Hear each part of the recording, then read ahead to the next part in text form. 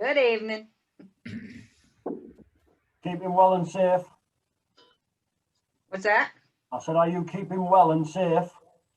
Yeah. Stayed on the lathe this week. Yep. Good. And, I still got all my fingers. Ronnie, better. No Band-Aids. No band-aids. How about Do you your have any toes? flyers this Stayed on the week? lathe though. You got all your toes too? Yeah, they're all still there too. Brenda, What? Brenda, when you weren't with us last week, I even commented, I said, well, I hope Brenda's okay. Yeah, Yeah. it was real good last week. You have any flyers this week, Brenda? I have got one on the lathe that is not going well. It's still on there. It's like the stem of it. Oh, maybe I got 2 inches of it done, and it's 9 millimeters thick. And I got scared and quit for a while. I tried to encourage her. Yes, he did. Yeah. I talked to Dane a couple days ago, and he said, "Oh, you got plenty of room to make that a little thinner." Yeah. We'll see. You'll get it. Yeah, I'm using a carbide tool. So Yeah, can't speak to that. yeah, and I well, the other ones I can't get nothing else to turn right. Mostly probably because it's not sharp, because I can't figure out how to sharpen my tools. Oh, no. Yeah. Yeah. Well, What do you have for sharpening? You got a grinder? I got a grinder Do you have a jig? and the Wolverine? yeah, I think so. Yes. Ronnie's lost some weight. See that? Brenda, they got some good YouTube videos on using that Wolverine jig. It might help you. I've watched a few of them, but I don't know. It's just too much math for me, I think. No, there's no math. No math. No math connected with it. You can go on the One Way's website and they'll give you instructions about how to set it up. And Doug Thompson Tools, he has a picture that you can download and set the varigrind at the right one place and leave it there, which I've done for a good many years. But the One Way website is oneway.ca because they're in Canada. Oneway.ca. Okay. They've got the instructions on there. And if you'd like to see the brochure that David Ellsworth produced a long time ago, I've had it on my website for almost 20 years. It's under sharing information, and it's all the drawings David has, and I got the permission to use them. Okay. All righty. Come here, buddy. Let me introduce you to my grandson here. Up here. This is my grandson. My daughter just started. Okay. So he's my little buddy for a couple days a week. And he loves to turn. He looks thrilled. You gonna make a wood turner out of him? Yeah. He likes to play in grandma's garage, play with all the tools. Don't you? Yeah, got to teach him young. Yeah. Yeah. Put a chisel in them hands instead of a remote control. Yes. Yes. As a matter of fact, he just walked in with my iPad, looks like. Didn't you say I could? Yeah, during the meetings. Yeah. Make a platform for him to stand on so he can get right up there and get into it real Yeah. good. Yeah, my helmet that I have, you know, it's too big for me. He likes to wear it, and of course he's holding it here and holding that tool with another hand, you know. And Good many years ago, we had wood turning club meetings at my shop, and there was a man came there, and his daughter was 8 or 9 years old, and she was always with him, and she turned out to be a pretty good wood turner, but she said she always liked coming to my shop because I always had a stand for her to put in front of the lathe that she could get up to the right height. sit over there. That makes a big difference. Yeah. Good morning all, or good evening from south of England, UK. Howdy, James. Hello, James. Hi. Welcome, James. Hi. Hello there.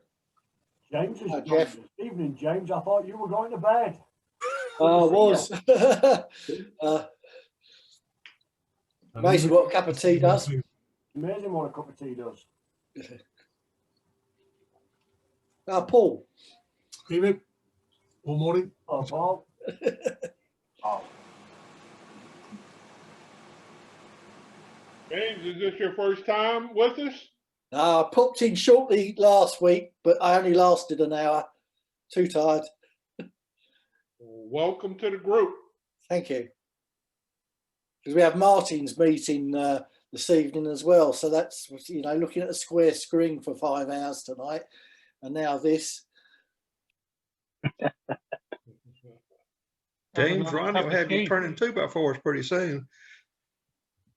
A lot.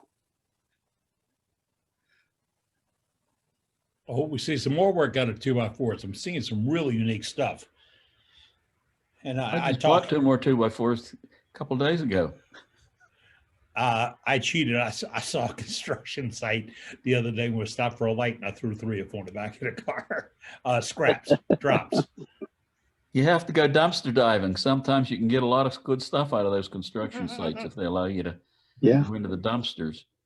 I got enough of plywood and 2x4s when I was working on a construction site to put tables the whole way around my basement, because these guys had used a 16-foot 2x4 for a brace and just knock it down off, and the cleanup guys would come along and clinch the nails over and throw it in the dumpster.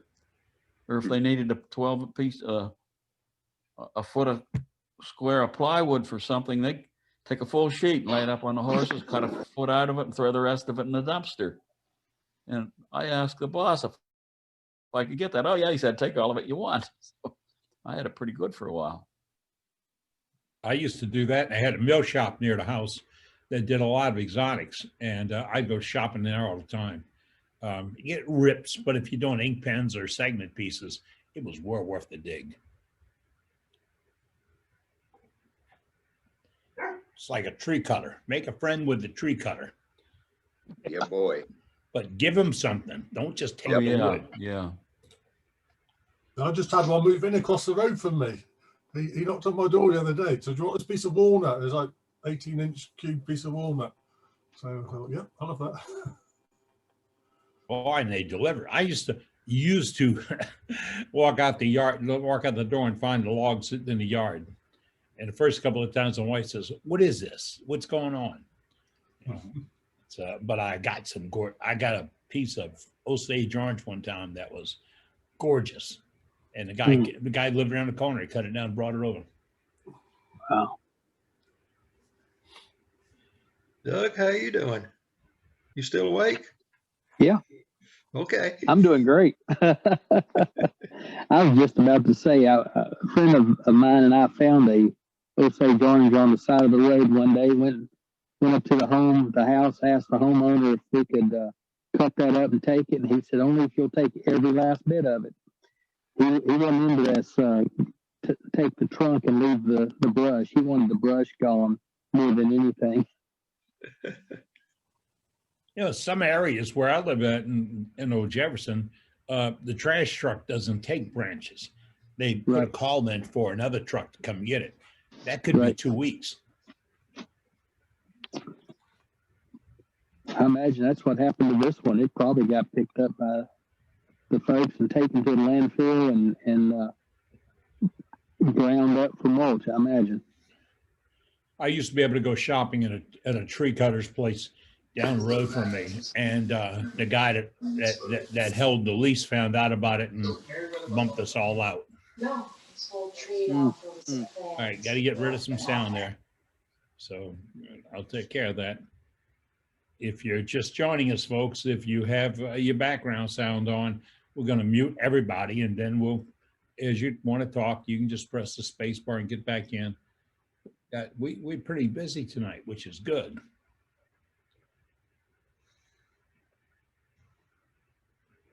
Oh, if you're not checking it out, our website master has really been putting a lot of stuff on the website, but he's taken tidbits of maybe not tidbits, he's taken chunks of the meeting out and posting them on the wood turning website. And Paul, what's that website called? I mean, David? Finding out how to unmute here. Sorry about that. It's all right. now called wood turning. All one word Changed or it from a space? course to a simple thing like wood turning. If you're talking about the YouTube site. Yes, sir. That's the one. Yeah. That's where And you I've been put. trying to really take little chunks out so we can see lots of interesting things that have been going on. Yeah, you don't need to review the whole meeting and find that part. If you want to know how Cade turned that piece last week, you're doing it right there. It is. Same thing with the other turners. And that's what we want to do. If we can store it there, we can use it. And same thing with articles. If you write an article, Dave uses it. And if you send photographs into the club email address, which is on our website, we also use those photographs. Now I get them, folks copy me on them, and I use them for the newsletter, but I also copy Dave. And sometimes he may be getting 2 or 3 copies of the same photograph, which he hasn't complained about because they're all gorgeous.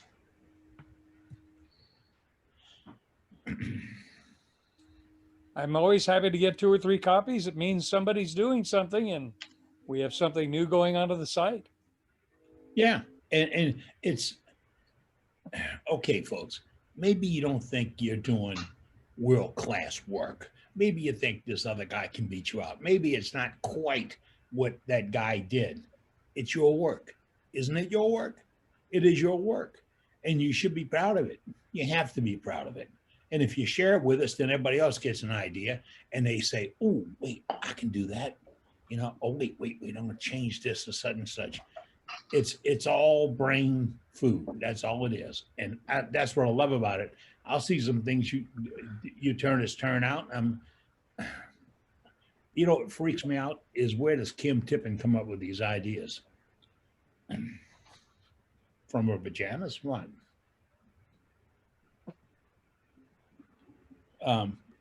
Always interesting. Kim, if you're still with us, don't you post up on Thursdays? Yeah, every Thursday. Always an interesting show. Always. Thank you. I appreciate it. I get my ideas. Now, one thing I do want to share is that some people message me and they're like, is it okay if I steal your ideas? I want to kind of change that language because we're not stealing anything from anybody. This is all about inspiring others. I mean, try to do something in your home, whether it's with your washer, your dryer, and you not use something that somebody else was inspired by somebody else to make. It's impossible. We all grow by other people's ideas, and that's how we just, you know, encourage one another to do better and incorporate that. And it's going to be different. You're never going to steal my piece because it's mine. It's what I made with my piece of wood and my colors and the thought process that I had for it. So don't say steal. Just, I appreciate your inspiration because that's what it's about. It's there are so many people out there that don't do YouTube that do amazing pieces. A lot of you don't do YouTube, but you're sharing stuff that's just like, wow to me, you know, and it does kind of intimidate me because here it is, I'm sharing on YouTube, and it's not because I feel like I have the greatest stuff to share. It's just I have the opportunity to share it and inspire others. And no matter where you're at in your journey as far as wood turning, that's what it's about. You know what I mean? So yeah, let's get rid of the stealing ideas and let's just inspire, because that's what it's about. No one's stealing anything. Oh no, we're sharing. That's all. That's how you right. gotta look at it. And we're sharing That's brain right. food. And that's right. I went to a club meeting one time for another club. I traveled up there, and I started taking photographs of what was on the gallery. And the guy said, wait. I turned that. I prefer if you don't take pictures of it. Come on. You know. And it's nuts because is he afraid someone's going to do it better? Because that's my hope, that someone would do it better. show me how it could be better. Let's do it better if that's the case, or your version of it. I'd like to see it. So it kind of just it's really, I don't know, it's just strange to me to have that mentality about things that we make. What's the point? Then put it under a blanket and let no one ever see it. Then fine. Yeah. That's why we do gallery here, because really whatever you do took some thought, some process, some design. And I tell people all the time, if you've come for a lesson with me when I was doing lessons, I can't teach you art. That's done someplace else. I'll teach you how to use those tools, how to hold the wood, how to spin it, how to put a finish on it. But I'm not going to get into where the squiggles go and the coves go and the beads go and all that, because I've never seen two pieces identical. Never. All right, as we get into the meeting tonight, Dane is with us and he handles our gallery. So if you have something to show tonight for gallery, Dane will be with us. I didn't get a fix back on a demonstration tonight, so we may do it. Pardon me, be doing a lot of sharing and chat, unless we get an impromptu demonstration from one of our regulars. Even a few moments, we'd like to get into that. And I mentioned a minute ago, send you photographs and we really want them. I started playing with something, and you got to give me a second here. I started playing with something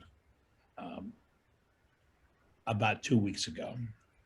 I have not been able to go in the shop and do these videos, but I have a lot of worksheets. I mean, I've got tons of worksheets just like this. And they are there to give me ideas on what I like to do. And I was talking to some nice gentleman from Kentucky, and he suggested, he said, "Why don't you do podcast?" Well, at that point, I don't think I'd ever heard a podcast. Normally it's YouTube, Facebook, one of the other programs. But podcast, I tuned in and I found a couple of wood turning podcasts. Unfortunately, they were very backdated. They weren't fresh. Now, I might have missed them, but they weren't fresh. So I've produced about 3 of them so far. And I have them on, I can't see the program I'm on. But we're working now to see if we can put them into another format that you can get to. And it's just some useless chatter about things that we really all talk about and some things we can concerned about. And what I'm working on next week is going to be about, I'm going to look at my notes here, Chucks, or Charles by nickname. And I'll take your input as much as you want, or your criticism or your comments, or, you know, if you want to do something with me on it, I think it's available. And we'll get to that, but it's a podcast.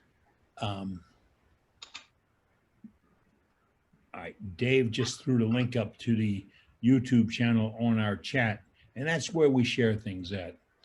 There's no restrictions on chat. We do absolutely no promotions for anybody's products, services, or anything else on this program. But chat is freedom of speech. You can do as you want. We just ask you to keep it clean, no politics, no religion, and nothing critical. You can't say, "I like that butt." Remember, it's a no butt zone. I thought I saw something there. Said, all right. Eddie attended a meeting this week with some Arkansas wood turners. And when he was attending the meeting, someone asked him, were we affiliated with worldwidewoodturning.com? And I think everyone knows that we're not affiliated. They've just got very, very close to our name. And anything that they do, they have admission and a price to their product. We just reminding everybody that this is a totally free site. And if you see something with worldwidewoodturning.org, it's totally free. There's no dues, there's no membership. Worldwide wood turners. Wood Okay, turners. correcting me. As usual. So, worldwidewoodturners.org is a totally free site. It's the greatest free show on earth. Thank you for keeping them straight, Marianne. Somebody's got to, Eddie. Hey, Eddie, Yes. I've got something I'd like to show just right quick. It's not a piece, it's just an idea that I had. That's all right. We can do that. All right. Well, I'm in my shop and I'm turning a piece of a green piece of bald cypress. And so I'm going to flip the camera around here if I can figure out how to do it. I was worried about my tendon, or not my tendon, but my top getting that around. So I put this clamp on there, and I was wondering, is that gonna, when I take it off, is it just gonna like split all of a sudden, or because it sure seemed like a good idea. You can take it as a good idea, but I think God's going to step in and intervene. Depends on how fast it. Gonna say that. How fast it dries out and how you control it. I haven't seen the clamp thing before. Anybody else? Come on, jump in. No, I haven't seen it. Somebody that has done that in the past. I don't know if you know of Mark Hancock in the UK. He does quite a lot of almost like a trumpet form, very thin. And he used to rough those out, and he used to put a clamp on the spigot at the base to stop that splitting, because everything else was, all the rest of it was turned thin, and the spigot's obviously a thicker piece, and that if it was going to crack, that was where it would crack. And he put a pipe clamp like that on that to stop it splitting. And so he had pretty good success doing that. I think he did, yeah. Good. I'm on to What something. he used to do, I think, from what he said, he'd tighten it up now and again. When the wood dries and it shrinks a little bit, you put another turn on the screw to tighten the clamp up. It's an nifty idea, but maybe I'll jump in on this wrong, but I think at the same time, Paul, you'd have to control the drying. Yeah. The clamp's not going to solve all the problems, but some No, folks don't realize Yeah. putting a piece, turning it and put it up on the shelf to look at it might be a totally wrong idea. Well, how do you control the drying? Don't let it dry out too fast. When I turn something that's wet, I will take it off the lathe and put it in a brown paper bag and put shavings in it. And about every 3 or 4 days, open it up and let it breathe so it doesn't mildew. And that's all it takes. Close it back up. And you can check the weight or the moisture, which is the same thing. If you have a postal scale, it gets down fine enough to where you can check the weight. And every day when you weigh it, every 4 days when you weigh it, just put the weight on it. When you see it's not losing weight, it's lost all the water. And if you control that, it will dry slower and less splitting. I mean, I've done 80-something cowboy hats, and I haven't had one blow up in me. And we're talking thickness, thinner than the cardboard on the back of a tablet, just like that. And I learned it from Hannes Mikkelsen. And the thing was, just like somebody was talking earlier, I think Brenda was saying she's trying to get it fine and she got a little scared of it. On that hat thing, you can rough it in, but you've got an hour to get down to thin. After that, you're not going there. It's not going to happen. All right. It's 10 minutes before 7 o'clock. Dane, are we getting anybody in for gallery tonight? Yeah, we got a few. You want to jump in on it? Why don't we jump in on it about for a few minutes of this? All right. Well, let's see. Brenda, she wanted to be first tonight. Yeah, but Brenda does not have any Band-Aids on. How do we Yeah, recognize Brenda that? didn't want to be first. But you were. Yeah, that's all right though. All right. I was inspired by the bud vase demonstration a couple weeks ago. So this was my first one. This was made out of canary wood. I like that. I like the finish. For It's really me. nice. This one was finished with CA glue because I like the shiny finish. Do you have a tube in it? Yes. Okay. Yes. Have a tube in it. But my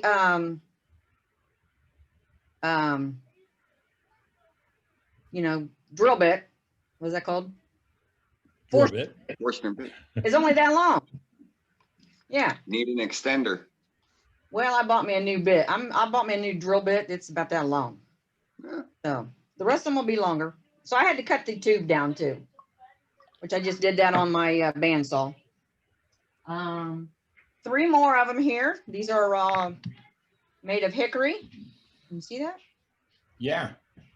Nice contrast. These 3, I did not put a finish on because I was thinking that maybe I would sell them as is, and maybe that you could paint flowers up sides of them or something. Wasn't sure what I was going to do with those yet. 2 more of them I did with from Fox Elder. Now you're looking like Mark Slay with a whole pile of bud vases in front of you. Yeah, right. And I got 1 more, which was made out of canary wood too. Nice. And I finished my. Oh, I like that. And that one is made out of cedar. Whoa. Love this. Here's the inside of it. That's nice. Now, the bottom of it, if you look, I don't know if you can see this. Can you see how it's kind of textured around here? Yeah. That was not intentional. That was made from the parting tool. Sure it was. So Had a little chatter. Yeah, it was chattering. So I kind of liked it, so I left it on there. So Yeah, good job. Yeah, really nice. That's what I got. Thank you, Brenda. Thanks for showing. Very nice, Brenda. Thanks for inspiring me. All right. Good to see you without Band-Aids on, that's for sure. Yeah. All right. All right. Ever oh so faithful, Mr. Doug Miller. Well, we ain't seeing Doug, we're seeing his light fixtures. Uh-oh. Doug, come back. There you are. There he is. You're muted now. Mute. Dun, dun. Okay. Act What we like got this is here? your first time showing something. I know. Well, I've got 2 Because you all pieces laid of back in that equipment on. recliner. I've got 2 pieces of equipment open. This was for a challenge. Fella here in the States threw out an international challenge. It's a 12-month challenge. Every month will be a different project. This month's theme was fire. So this is a piece of, it's about a 6.5-inch piece of cedar. You can see, there you go. You can see inside the cedar. But then I saw Martin Saban-Smith there in the UK do this paint technique with the black and red, and that's just acrylic tempera paint that was put on there. The center area, the paint was allowed to overlap each other. There's about 6 coats of both colors on there, and then there's about I don't know, probably 15 or 20 coats of lacquer on it, just to finish it out and give it a nice shine. It is Nice piece. It's shiny. Yes, it is. It's almost a mirror. I can see your screen. Pretty bright. Yeah, you see my iPad underneath it there. Yep. That's a very nice piece. We won't say what else. What's Now, that? Again. Oh, nothing. Go ahead. I like it. It's shiny. I like the shiny stuff. Very nice. I do too. Good How job, thin is Doug. the walls? is It's it? not particularly thin. It's 6.5 inches tall, and it's probably 4.5 to 5 inches deep on the inside. The walls are maybe 1/8 of an inch. Still thin. That's thin. That Yeah. sounds pretty thin to me. Well, it's Good it's thing you thick got in the all that bottom, paint though. on there. It's a good thing you Not put all thin that for paint on there Martin to or hold that Doug, cedar but- together. Yeah, cedar does have such a tendency to crack and Yep. to split, but that paint and all the lacquer, that'll hold it together from now on. Right. That's how I was amazed at how Brenda's piece turned out, because a big piece of cedar like that, it tends to move. Yeah. Yes. And you know what? That one had a crack in it when I started, and I filled it full of epoxy. Yeah. Before I even started it. There you go. Yeah.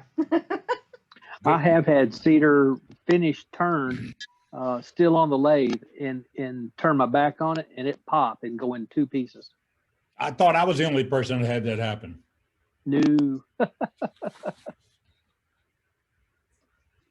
All right, what else we got, Dane? Let's see. Johnny Hughes, I think he wants to show something. Wake up, Johnny. Johnny, giving you a heads up. Yeah, I got nothing fancy there, but I was getting ready. I've got a demonstration coming up on making stools there, just a milk stool, and that's just a pine 2x4 that I've shaped down. There's no embellishment, just a basic milk stool. I don't know if you can see it. Whoop. There we go. Yeah, just a basic milk stool, straight legs. That's it. That's all I have for today. Looks like you can get in the 2x12 club with that. Well, it's actually, that's 4 pieces of 2x4 across here. I don't know if you can see it, but there's, I jointed them, put them together, but it's, that's four little pieces of 2x4. It's 12 inches in diameter across the top. So that's, and I got another 2x4 standing by over there. So. That's all I had. Right on. Thank you. All right. So let's go out and see what Larry Gray has got. Hello. Last name's pronounced Garver. Got 2 items. A late Christmas item here. I don't know if you can see the snowman in it. Snowman in the middle. This is 4 different woods. It's maple, red oak, white oak, and hickory.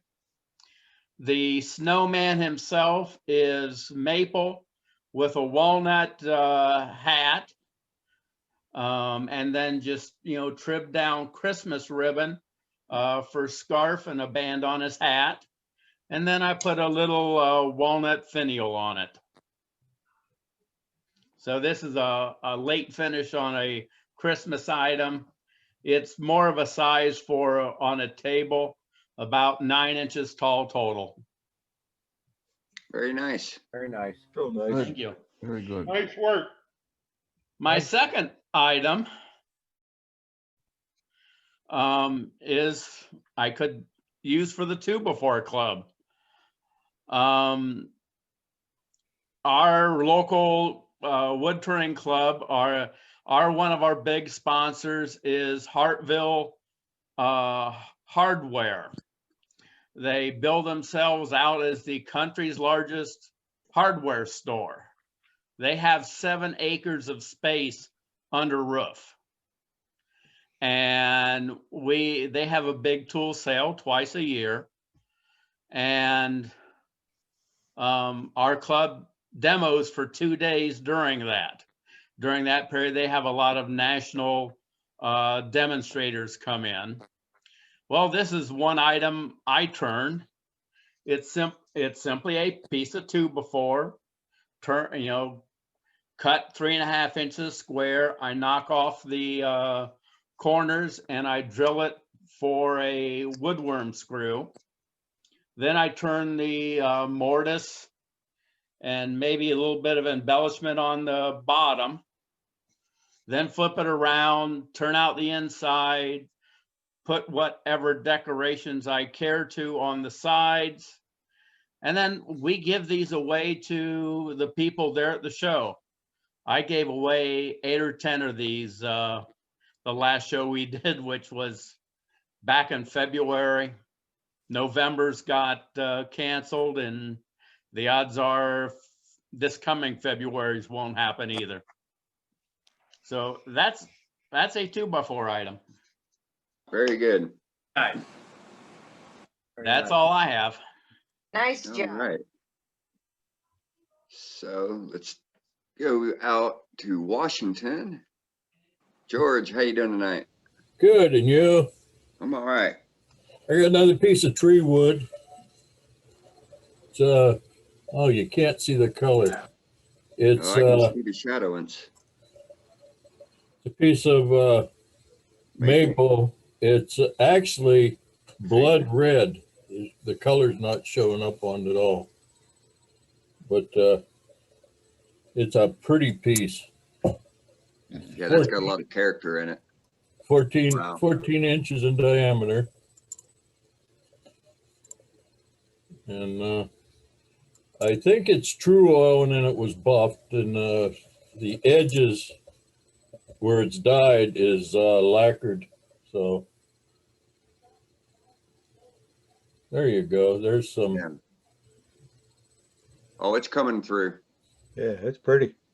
Pretty piece of wood. Gorgeous. That is nice. Yeah. Real nice maple. Nice. Let me ask you a quick question there. Is that true oil? Does it darken the wood? A little bit. Of course, I like. It also happens to pop the figure out too.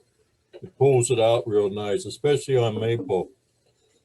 But I use actual true oil, not the varnish. I think I bought a gallon of it, oh geez, 10 or 12 years ago, and it was like 45 or 50 bucks for the gallon for the actual true oil. I've got some, but I never use it on anything but walnuts. So I didn't know if it was going to darken the wood or not. It'll darken it a little bit. It'll give it a little bit of a tan shade, but not much. Okay, thank you. No. Yep. That is a true drying oil too, isn't it? Yes, it is. Yes. That's it. I'm done. All righty. Thank you. Before you go to another spotlight, I have to acknowledge somebody here. Larry Garver is into the 2x4 team. just to let y'all know. And Johnny's in there too, but I didn't have his card up yet. All right, let's go back to spotlight with gallery. What you got? All right. All right. So let's go out and see Dick Mueller. There he is. How you doing tonight? So can I share my screen? Say again, Sure. Dick. Share screen? I need to share a screen. Sure. Hold on, I don't know if I have it turned on for everybody yet.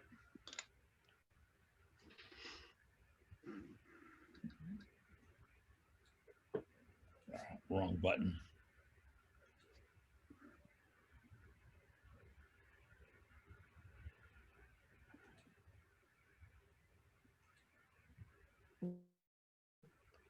Okay, I got you up there, Dick. Okay.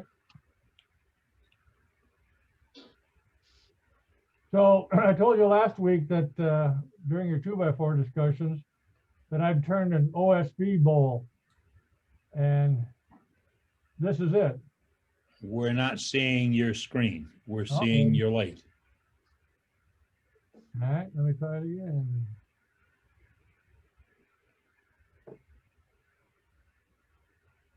Yeah, it says I'm screen sharing. Yep, we got your desktop now. Okay. You see that? Yeah, we got it. OSB? Yeah. Chipboard's a good description of it, yes. Yep. So that's a side view and a semi-top, and then there's a top view. Very, very unusual looking, but very interesting. It is wood.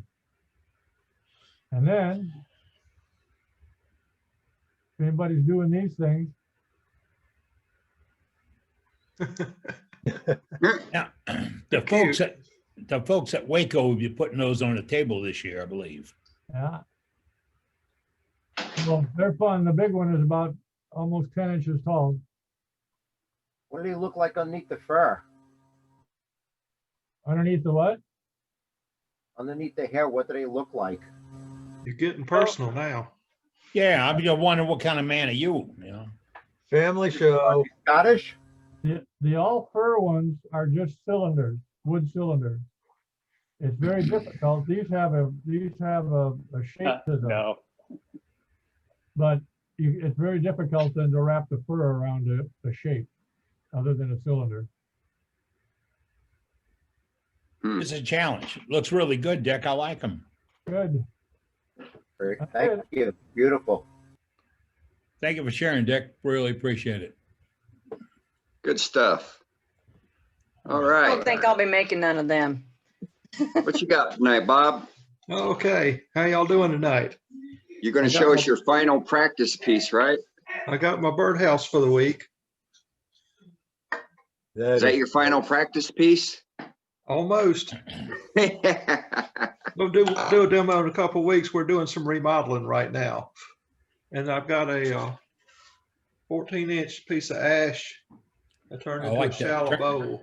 Turn that, give it a little bit of a twist. Look at that, look at that texture. Oh man. Very nice. Nice. Good. Textured the rim and then textured the little medallion on the inside. Did some texturing on the bottom. I like that texture. I do too. Yeah. And that's what I got. Very nice. All right. So let's jump out to Scott Tagg in Wisconsin. Hey, doing, Scott? Scott, we're with you. Muted. Good. I have something for the 2x4 challenge. I started out with 4 of them, and I have 1 left. 3 out of the 4 exploded. Oh no! I got a catch right at the very end, and you know what happens when it's thin. Yeah. So this is the only one that survived out of 4 pieces. But it's got some pretty grain in it. It lines up pretty well. I don't know if you can see it on my camera. I'm kind of shaky. There we go. Well, it's a nice looking survivor. Yeah. So hopefully that qualifies for your challenge.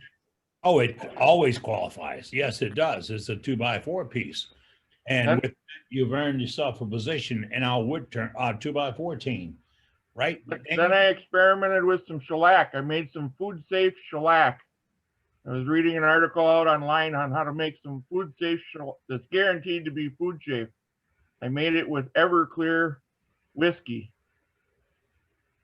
and it worked really well. I thought all shellac was food safe. Not if you use denatured alcohol. It can have some bad ingredients in it. I used the Everclear alcohol to cut the shellac. I made my own shellac. Did you try the Everclear? I made it out of Everclear, yep. No, I said, did you try the Everclear? Did you drink any of it first? No, I didn't drink any of it. I used to drink years ago. I don't drink anymore. Safety first. Yeah, you just don't want to use the bathtub gin because you never know if it's got copper in it, right? That's right. Yep. Thank you, Scott. And Right you on. are a member of the 2x4 team, and we appreciate you participating in it. Looking for more 2x4 stuff coming up. What we have now in gallery? Let's see. I'm looking for James DeBrowse. James, where you at? Yes, sir. There you are. Okay. Right now, I just have a picture of the gnomes I've made for SWAT for next time we have it. I've got about 25 of them that I have made. I like that idea of doing the gnomes for that. I really do. Yeah. Our whole club, we've got about 50 of them if we ever have SWAT again. I like the different shapes of the hats. You turn the nose too, right? Yeah. Yep. Yeah, it was a lot of fun. They're all made out of fur, 4x4 fur.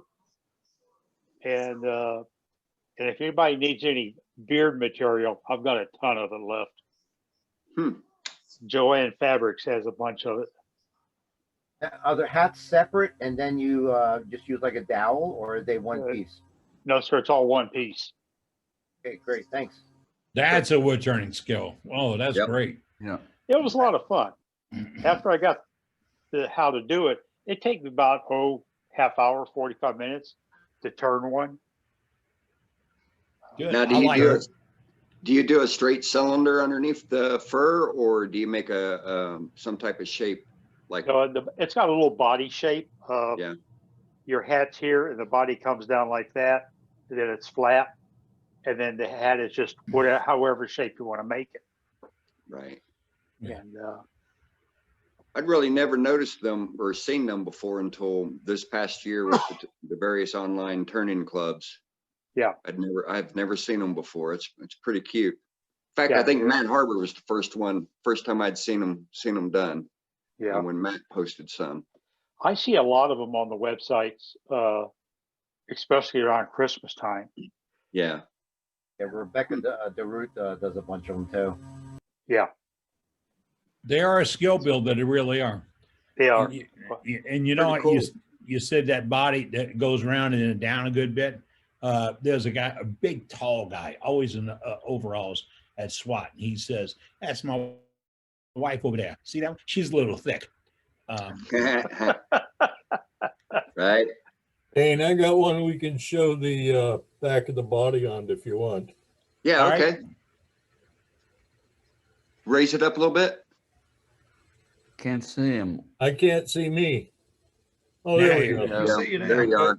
There he is. And there's what his body looks like. Okay. Ah, out of sale. Nice. And that's all one piece. That's all one piece except for the Very nose. The nose is done separate. Unless you Right want on. to do a off-axis turning on it. And really Right. off axis turning. Thank you. Well, that's Appreciate good. it. All right. Well, hey, let's have our safety for tonight. Jeff, you out there? Look at him. Wake him up, Wake up, Jeff. Jeff. Yeah. Oh, there you go. Yeah. There we go. Oops, sorry, my cat's going crazy now. All right. Good evening, everybody. I'm glad that you see everybody. I want you to be safe. Couple things I've been seeing. When powering off equipment, make sure it stops before doing anything. Gentleman showed us his finger that got hit on a bandsaw. He grabbed a little too fast. Very lucky. He's just got a little nip. He knew he got bit. Everybody's talking about animals, dogs, cats, whatever in your workshops. You gotta make sure you keep them safe too. Things falling, chisels, dust, all that stuff. Think about it. Chuck keys, one of the big ones I saw people talk about. You have a chuck key in your hand, you put it in the chuck, you take your hand with the chuck back, the key back out. Don't leave it in the chuck. I've really never seen an accident, but I don't want to hear about any accidents like that. And then, this is the one that says, note to self, wait till the bandsaw blade stops moving before I reach in to get my blank. Laugh out loud. He got a little nick, kind of a wide, wake up time. Exactly. Be safe out there, everybody. Yeah, Definitely. Thank you, Jeff. Thanks, Jeff. And Jeff said to keep an eye, watch those pets so they don't get hurt. Watch them getting under your feet, because when you go to move, you know how it is. We're all of that age. I have 100-pound black lab, 130-pound black lab, who thinks it's good to snuggle up and put her head on my shoes. So now I'm bringing a whole lot of tennis balls out there to keep her busy. What else we got, Dane? All right. Well, Dave Leader, he says he's got something. Hey, Dave. Hey, guys. I have another piece of walnut, and I got this metal lid from a candle my wife gave me as a Christmas gift. So got to fish it out. So I just turned the inside enough to put some potpourri in it and put a bevel so that the lid kind of snaps in. And that's it. That's pretty. What do you have on it for a finish? Walnut oil. on walnut. Who knew? Yeah, who knew Whole Foods sold wood finish? Right. Very nice, Dave. Very nice. That's Hey, got a good. little quick comment about those inserts. We buy a lot of those from Penn State, and because we teach it in the class and stuff, and a lot of those are different sizes. So when you go to make it, if you have a bunch of different ones, make sure you have the one chosen for what you're going to do, because they can be off by a 1/4 inch. If you have a small lip, it's not going to work right. Too big, too small, or figure out a happy medium. But sometimes they're not the same, especially different manufacturers too. All right. I've got something else to add on that safety that I was just thinking of here the last couple of days. There's men on here that have beards, and there's some women on here with a little bit long hair. And I don't know whether you all remember back a couple of years ago, there was 2 women killed that were wood turners because they had long hair and didn't have it tied back, and they bent over by the lathe, and their hair caught on some rough piece on the spinning item and scalped them and killed them. You remember that Eddie, or any of the rest of you? I do remember hearing about it. I remember one in college. Yeah, people with hair that could get in the way. I don't have to worry about it. Yeah, I wonder why you went. I wonder why you went to that haircut design. I went that way. Was it. I was afraid. Didn't want to die yet. Yeah, I touched on that a couple weeks ago. Somebody sent me a video where you know, it was metal, looked like a big metal shop, and the guy bent over to reach for something. He literally got sucked in the lathe. It was not a pretty picture. I hadn't remembered it, but I just happened to think of that. So yeah. Thank you, John. Let me add one other additional thing, if I may. Be careful with long sleeves. Oh, yeah. Getting older, we're wearing long sleeve shirts and everything. That sleeve can get caught in the lathe and really get you hurt. Yes, it can. And you gotta be careful of rings. So I got myself a silicone ring because my wife says I gotta stay married. And she wasn't happy when I didn't have a wedding band on. So that silicone, that catches and it'll just break. Oh. Nice move. My wife says I got to stay married too, but she's never put the hook on me. I mean, a ring on me. Right. Well, we got a couple more, Eddie. Let's go. All right. Let's see, James, he wanted to show something else. My Hey, James. Hi. We talked about the gnomes for SWAT. This is one I let my grandson decorate. It's all one piece, 7 inches long by about 3 inches across, and it's all one piece. Use that little Easy Wood diamond pointed tool to get up into here. That worked real well. Yeah, did you say how old your grandson was? When he painted this one, he was 7. Wow. Okay. Yeah. Nice color scheme. Yes. Yeah. He's very patriotic. Yes, they are. They're real That's good good. about that. Right? I had 2 piles. Yeah, thanks for showing that. All right, Eddie Elliott, you're up. How you doing, Eddie? You're muted. Hello there. You Well, go. it's not your 4x2 challenge, but it is pine. I tried to talk. Hey, look at that. They're listed, but they wouldn't connect. They connected on my phone, so I could connect. They work. That's interesting. Yes. Matt Hazard's top hat. What material is it out of? It's pine. Pine? Yep.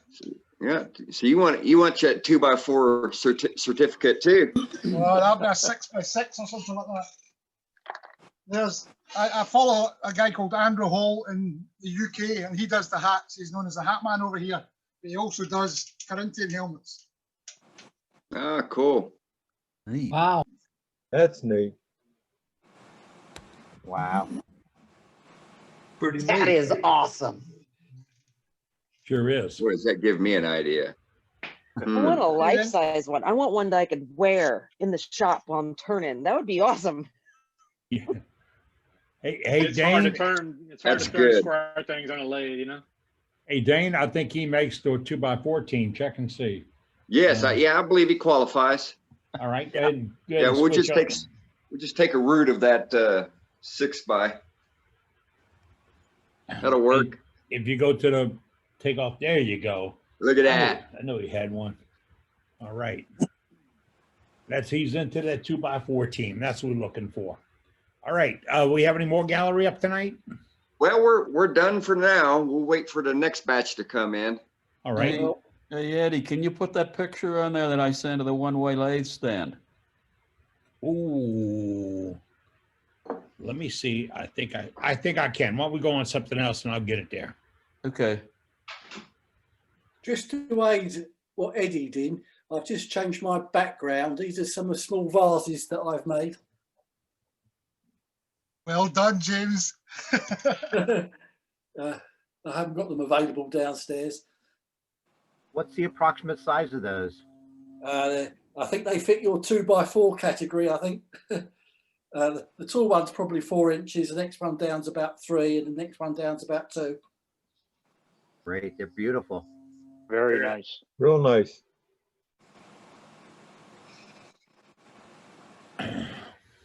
John, I'm trying to get there with that photograph. We can keep going though. Okay. All right. What else we have?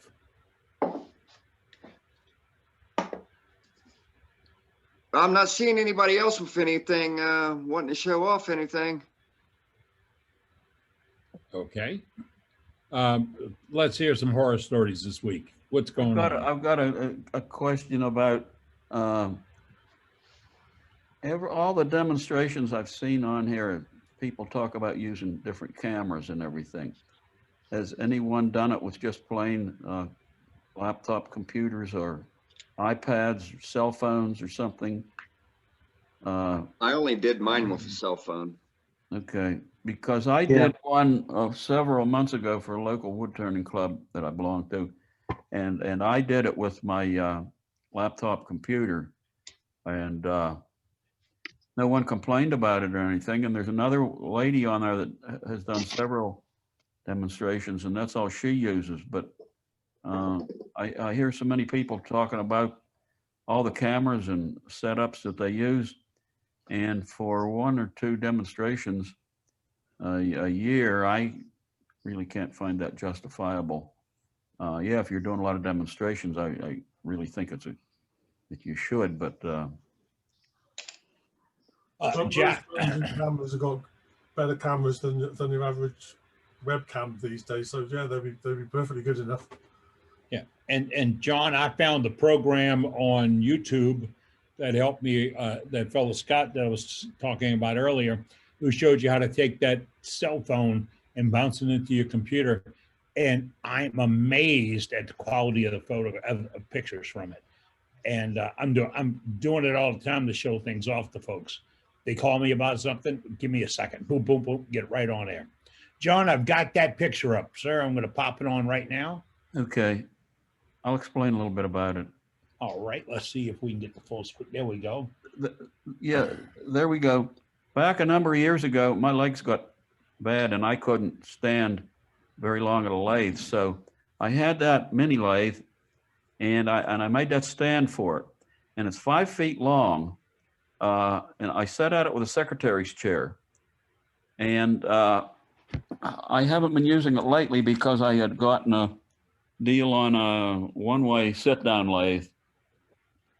But that's a pretty economical thing to make. It's made out of all 2x-somethings or other, 2x10s there. And the casters on it, some people say that it isn't the right thing to do, but they're double locking casters and they're very good. And I've never had any problems with it. And on the ends there, you can adjust the heights of it. And it's best if you use it with the table lean to you a little bit. I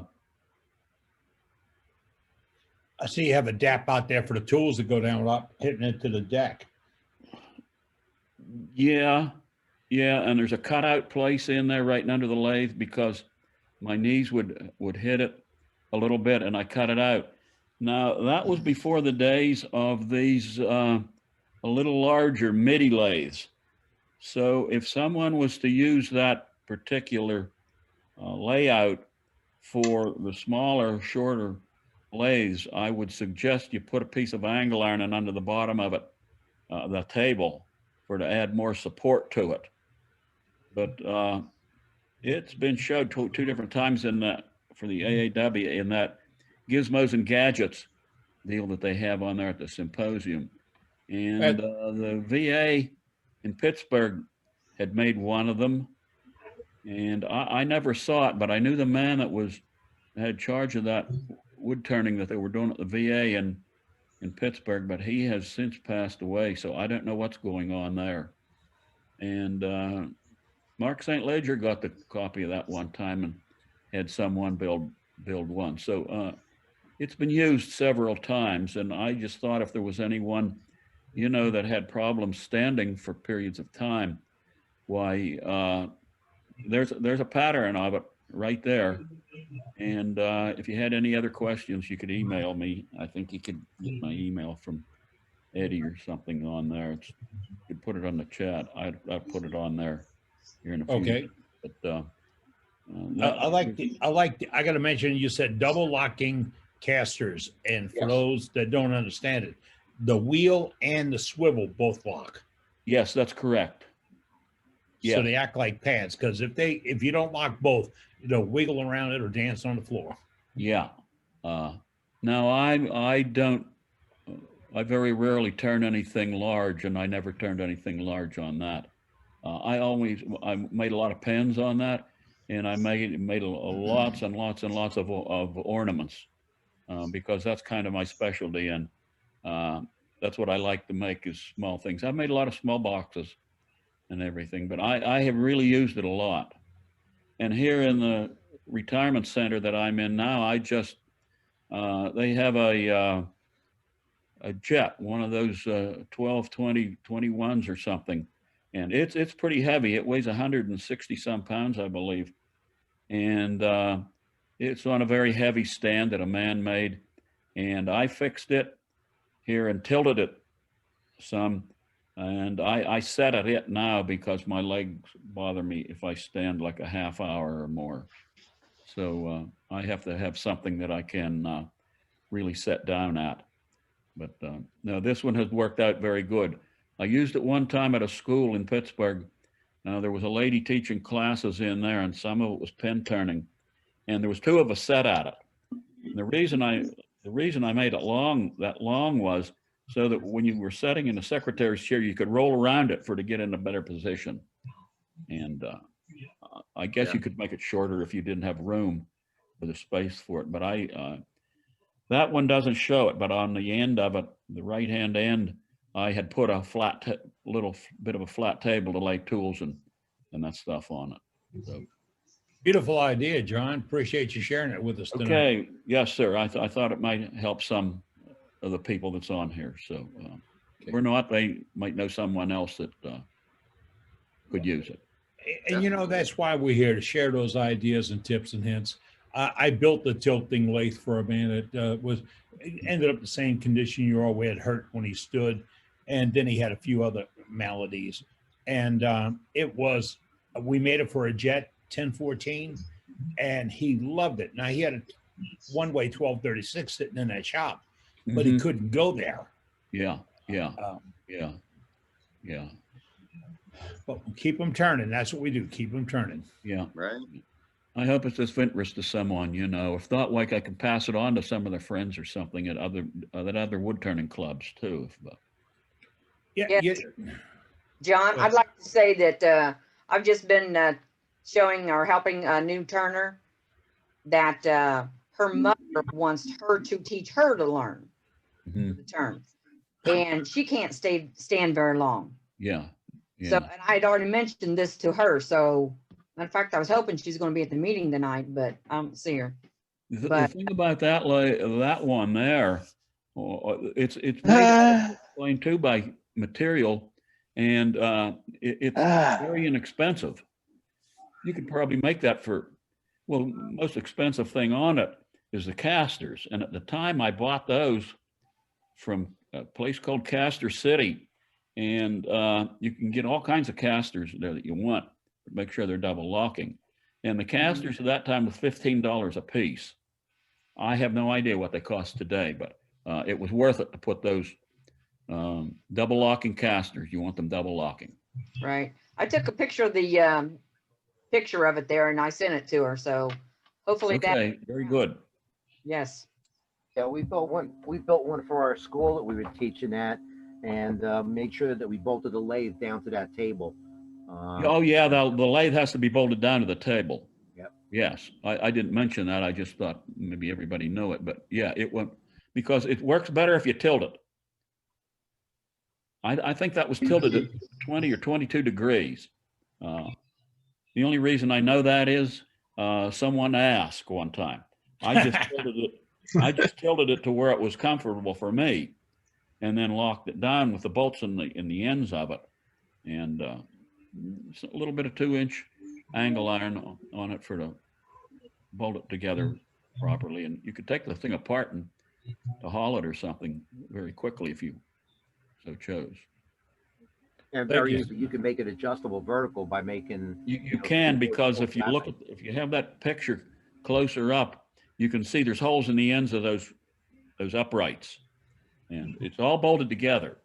There isn't any wood screws in it. It's all bolted, and yeah, those uprights at the end, the leg I called it there, and what's that? A 2x10, yeah, 26 inches long. And the foot part of it is a 2x6, 26 inches long. Now those casters have real long bolts in them for to go up through that 2x10, and it was wasn't any stem on them. You can order those casters that's got a hole in the bottom of them, and I used you get them with I got them with a 1/2-inch hole and use a 3/8 bolt, and that way it would tilt enough to go up through that hole and come out straight. Nifty idea. Boy, I tell you what, ideas we come up with. I got to peek at chat real quick. Woodcrafter sells 4 3-inch double lock-in casters for $25. That came from Neil Mack out in Florida. It's on our chat. You got something to share? That's the place to put it, right on our chat. Got a couple people that just popped in, Eddie. If we want to go back to gallery. Let's pop in and see them. All right. Let's see. Jump over here to Bill Loosh. How you doing tonight, Bill? Bill, you're muted. Bill, you're muted. Bill, you got to press the space bar. We can. There you go. Okay. I built a couple of laminates here. So I built 3 of them. This is, it's a piece of cherry, a piece of maple, and a piece of catalpa. I thought you folks might be interested. Catalpa is kind of an unusual wood. It grows around here as an ornamental tree. They get 60 feet high and 3 feet in diameter at the base. So there's lots of wood. It's got a grain like pine. And it's soft like pine to turn, but it doesn't contract very much when it dries. So you don't have the cracking problem you have with lots of wood. It's beautiful stuff to work with. So that's a little M&M bowl made out of a composite. And here's another one. Somebody earlier had a potpourri bowl. It's the same sort of thing. This is a pewter lid that's sold in Canada by a high-end hardware outfit called Lee Valley. It's got a couple of little feet on the bottom, and so I drilled some holes in here so that the feet go in and lock in, and you've got a little potpourri bowl. Very nice, very nice. Yes. That's good. Thank you, Bill. Appreciate the show tonight. All right, Dane, you said there's a couple others in the bullpen tonight? Yes, we do. It's good of Virginia, and see Dick. How you doing, Dick? Okay, there we go. Yep. What did I do here? I don't know. Yeah, I've got a, I can get the down where the light is so that you can see. Pull it back towards today. Little M&M bowl.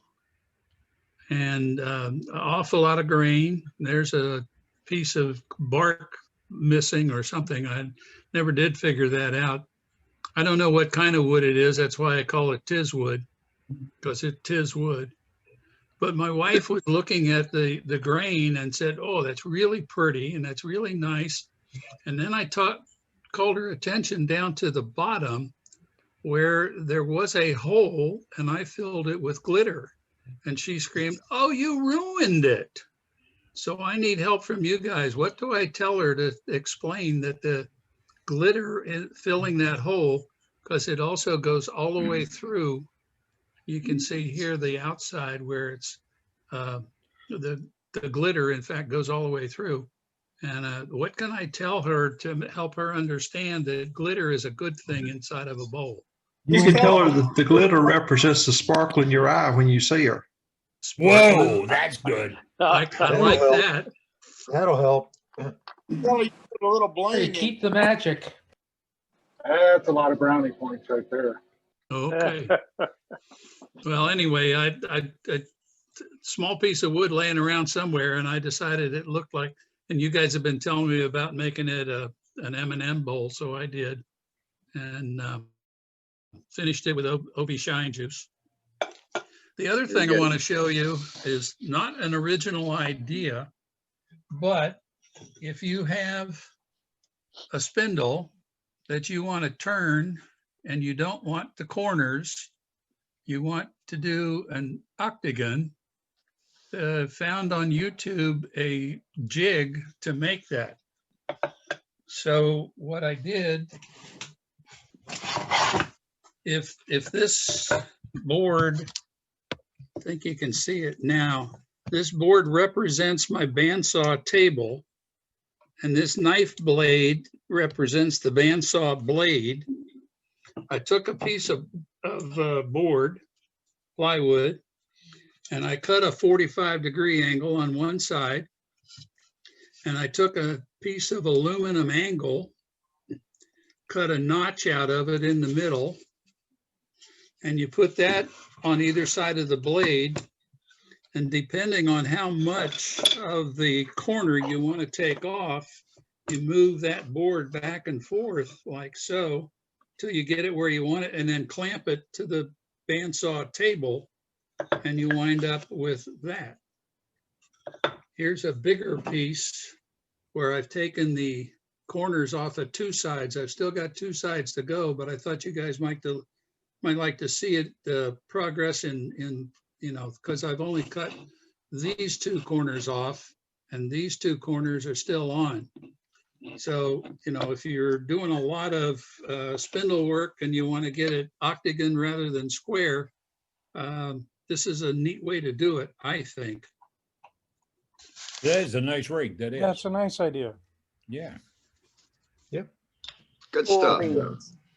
Thank you, Works, Dick. works well. Good. Thanks for sharing tonight. Boy, are we getting some I great like that. ideas this evening. All right, Ron, you're up. How you doing? I'm Ronnie, doing well. I'm going to turn this around. I made a couple bases. There we go. Now this one here is a piece of cherry, and it's a crotch, about 10 inches tall, 5 inches at the top, OB shine juice. This one here is apple. It's about 9 inches tall and about 3.5 at the top, and it's also OB shine juice. Really nice. Apple's got some nice grain. Yeah. They both do. They're real pretty. I like that. I don't want to say natural as the unevenness of the tops really make them stand out. That's because it's a crotch. Yeah. I love those. Beautiful. Really nice. You always like to keep a piece of bark on there too, if I can. Yeah, it's accent. Really is. Yep. How did you apply the finish to the inside? By hand, reaching down there with a rag and rubbing and rubbing and rubbing. Ron, did you turn that turntable too? I did. That's a great finish on that piece. That is poly. Great finish. Really nice.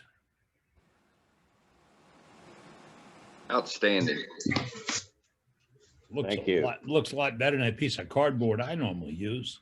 What else Charlie. we have, Dean? How are you Charlie. doing, Charlie? Yes, sir. A while back, somebody on the program said you couldn't turn plywood. Who would say that? I don't know. I can't remember the gentleman's name. Can you? Pull them back towards you. Right there. Yeah. Now we get an idea. Now They're you got them all stacked different. up as There rings. are about 8 different kinds of plywood laminated together. In turn, Wow. and then I liked it so well, and my sugar bowl on the table was broke, so I made one sugar bowl. There's pink, black, brown. It's amazing what colors are inside of plywood. Oh, yeah. That's it. Okay. Very good. Thank you, Charlie. Appreciate the show tonight. Those are nice. Yeah. All right. So Glenn, how you doing tonight, buddy? You're muted, Glenn. Unmute. Talk. You got me now? Now. Yeah. Okay. Well, I had bought me a D-Way tool, the beating tool. That's a nice tool. But I turned the handle. It's out of Coca-Cola, but a lot of my tools I like to make them interchangeable. So this one I bought the tool, and then I even bought the bushing that D-Way sells, and so that way if I buy other tools from them, I can just interchange them, different beating tools or whatever tools, or even other tools that I have, I can interchange them in and out. And you made that out of Coca-Cola?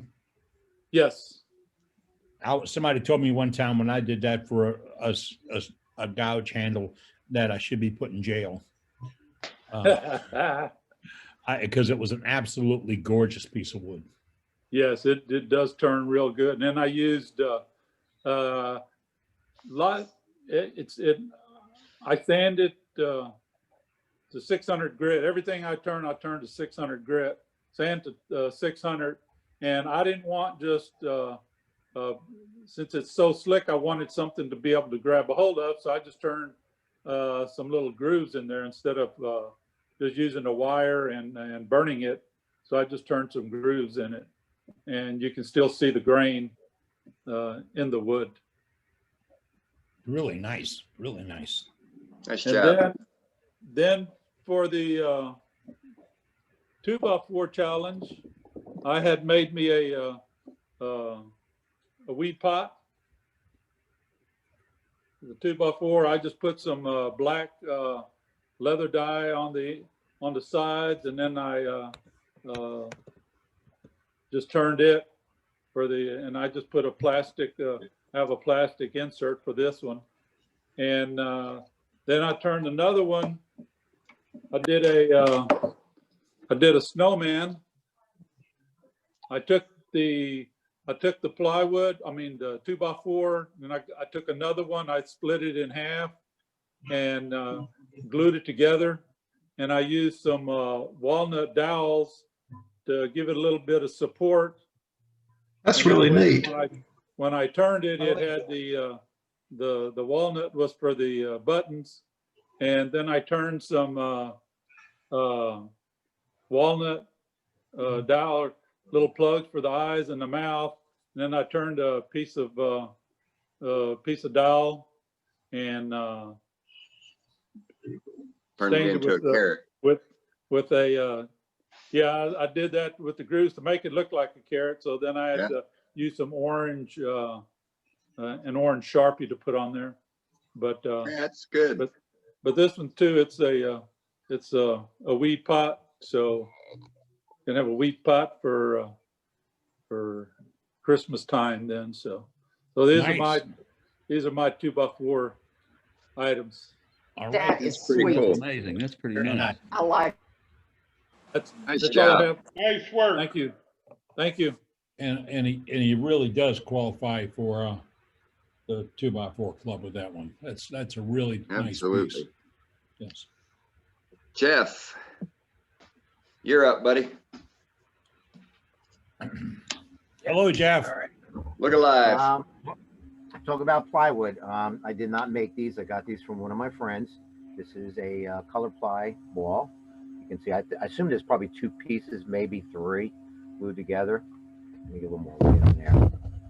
But, you know, just nice ball, kind of got some cool colors to it. You know, that's one of them. So, and then he also did this. A lot of tedious coloring in, but I just thought it was cool. I got this for my daughter. I just thought it was pretty neat. Feels nice, looks nice, looks cool, you know. And I thought for a young girl, she's probably like 5 or 6 when I bought it for her. So she thought it was pretty neat. And then Oh, don't keep moving that around. That'll make me dizzy. there you go. Woo! And then he also made like little stands out of the color ply too. I mean, that's just as important if you go to sell these things, so you don't go rolling around. Oh, yeah. But I did not make them. Like I said, I got them from somebody else. But I just thought kind of cool. They happen to be sitting here. Yeah, that's got a great finish on it, the dark one. Yeah. Because you see the chatoyance, that's really nice. Yeah. Yeah, it's pretty cool. That's that color ply stuff, you know. They were like there was a gun stock place up in Pennsylvania was selling cutoffs from the gun stocks, and so you can get some pretty good pieces, you know, really reasonable. You know, we were getting truckloads for a while, but I don't know what happened since then. We're that's looking for basically that. plywood. We're looking for that source. If you find it, if somebody else in the group finds it, we'd like to have that source for the color ply. There was a guy in Florida doing it. He was making handles for barbecue pits with it, and he had all those drops and cutouts, and a lot of them were perfect for pens and bottle stoppers and stuff like that. So we're looking for that resource. If you get it, let's put it on a chat. That's where you put the information. Before you leave in the evening, when we finish up here, if you go to chat, you'll see a little square with 3 dots in the lower right-hand corner. If you click that, it'll say save chat, and that'll save everything on the chat up to that point on your computer. And so if you say, oh, I need to write that down, I can't find it, throw it, we're wood turners, that happens. So but that's how you can save the chat. Dane, I saw you pop up there a second ago. Yeah, I'm gonna show something that I made. So a few weeks ago, I mentioned that I just started chasing threads, and I needed a proper thread chaser because I had not purchased a thread chasing recess tool. And so I took an old broken gouge from years ago and flattened it and made myself my own little recess cutter. That's so nice. that used to be a 1/2 inch. Well, it's part of the 1/2 inch gouge. Put it in the forge and flattened it out and made me a little handle. What material is that? Oh, walnut, maple? Yeah, it's figured maple. And it's got Nice. a CA finish on it, but yeah. If you do threads, hand chase threads, that's an important tool. Yes, it is. Without it, you really can't make it work. Yeah, you've got to be able to cut that recess to give your threading tool room to move away from the threads. Otherwise, you'll hit the wall and you'll tear out your perfect threads. So, yeah, but that's one of the projects that I did this week, and then I'm working on a little vessel that I got to try it out on. So this is the inside. If you can see the threads. Not really. And then I've got the cap and the finial on the lathe right now that I'm working on. I should be done with it all come next week. So, but that's what I've got. Thank you, sir. Appreciate it tonight. You're That's welcome. looking good. Hey, Dane, what kind of die was that you were using? I'm sorry? What kind of die was that you used? Dowel. On the handle. Die. Oh, no. Die, Mixol, Mixol. Thank you. Alrighty. Works Anybody? good. Let's see, I think I saw somebody pop in. Yeah, Brent's got something, so let me pull you up, Brent. Hi, everybody. How you doing? Hi, Brad. So, am I there? Okay. There you A are. while back, I restored an old lantern that my dad bought back when I was just a little kid. Such, and I didn't have a box, so I built a box for my lantern, and it is. It's there, and the lantern fits in that.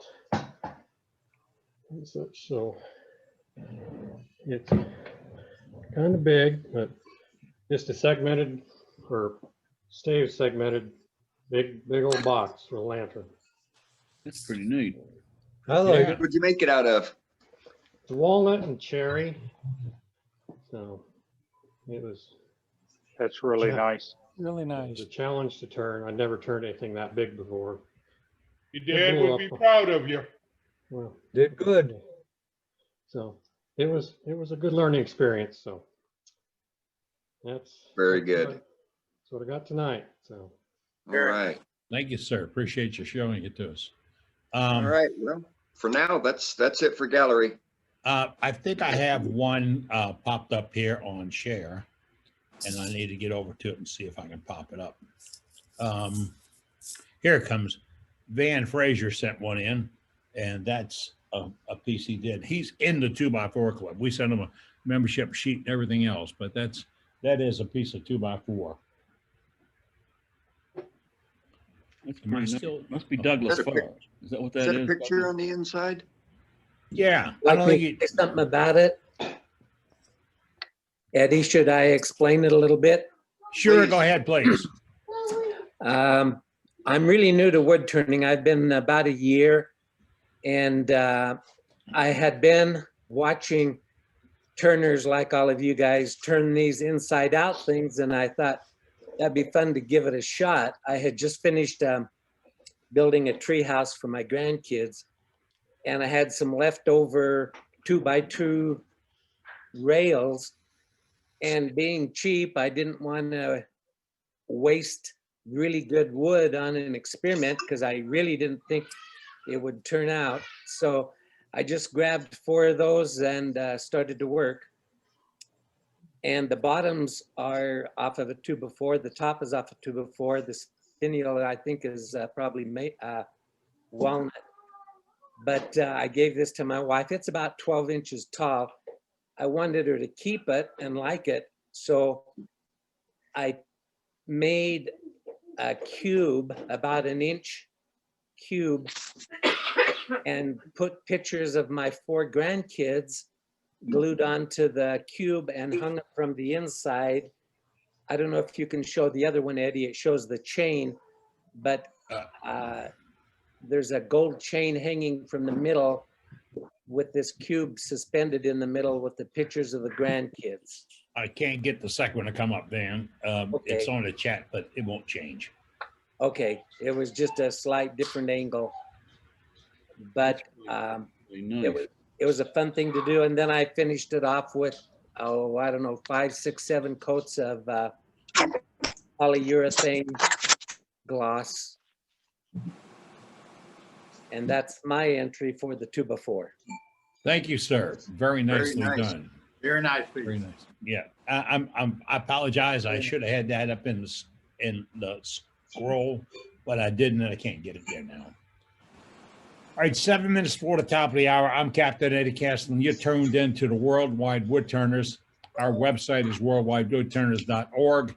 Our email address is worldwidewoodturners@gmail.com. It is also a link on our website if you want to send a message through the website. How you access the program is on the website. You'll also see a map showing where all of our members are all over the world, and we'd like you to be a part of it. So if your location is not indicated, or even if it is, go ahead and send it in to Dave and we'll get it on our website so people can see that we really are worldwide wood turners. Anybody else up tonight?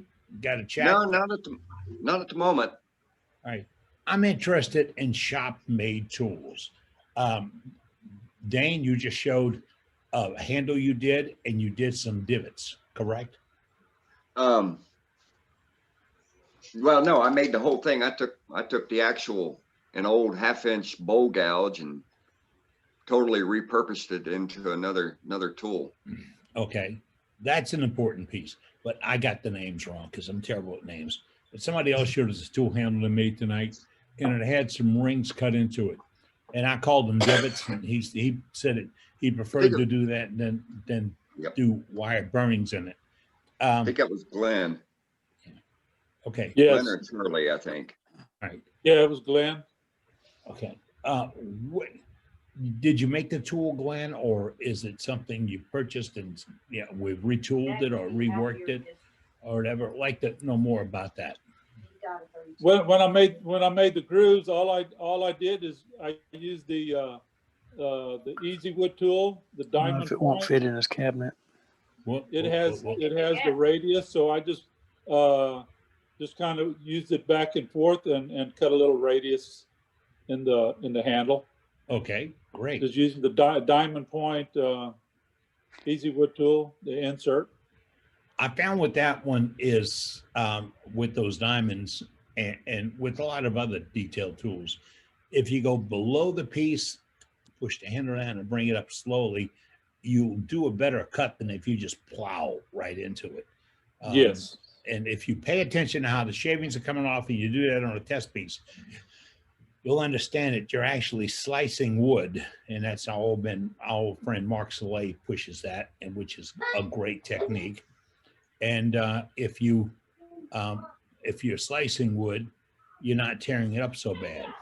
So I'm trying to get in some background sound.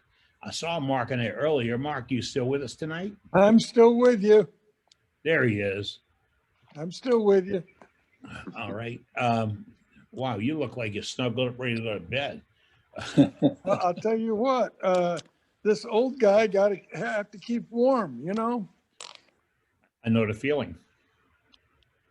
But if you would, like I was talking about with that little triangle tool or that little diamond smash, what I call smash diamond tool, if you go in on a slight angle as you make that cut, and then you're making a much finer cut, and then you can open up a little bit, you get better slicing, correct? yeah, it's like taking a scraper, instead of putting it in at right angles, you tilt it off at about a 45. And if you have a fresh burr on it, you can actually pull a little curl because it's more in line with the rotation of the wood, and it's almost like a slice. Yes, and I get a lot of calls from new turners about the tear out. I'm getting these gouges, and I turn a bowl, and I have these holidays going down the side, and I got to sand it for half an hour to get there. A lot of that is improper tool use. That's why we pushing this 2x4 thing, because if you want a hard piece of wood to turn and make look nice, pick a piece of Southern Yellow Pine. It's There just, you go. yeah. You work with it. I saw your weed jars or something a week or two ago, where you were into the SYP. What did you ask me? A couple of weeks ago, you did some bud vases with 2x4 or ornaments. I do. Well, I do lots of ornaments. I do thousands of them, but I don't have a weed pot out of a 2x4. Okay. Now, what I do with most of my weed pots and bud vases, most of my bud vases have African blackwood on the top, African blackwood on the bottom, and I frame the wood. Hang on just a minute. I'll go in the other room and you can see some examples. Just a minute. Oh, we'll turn on a light.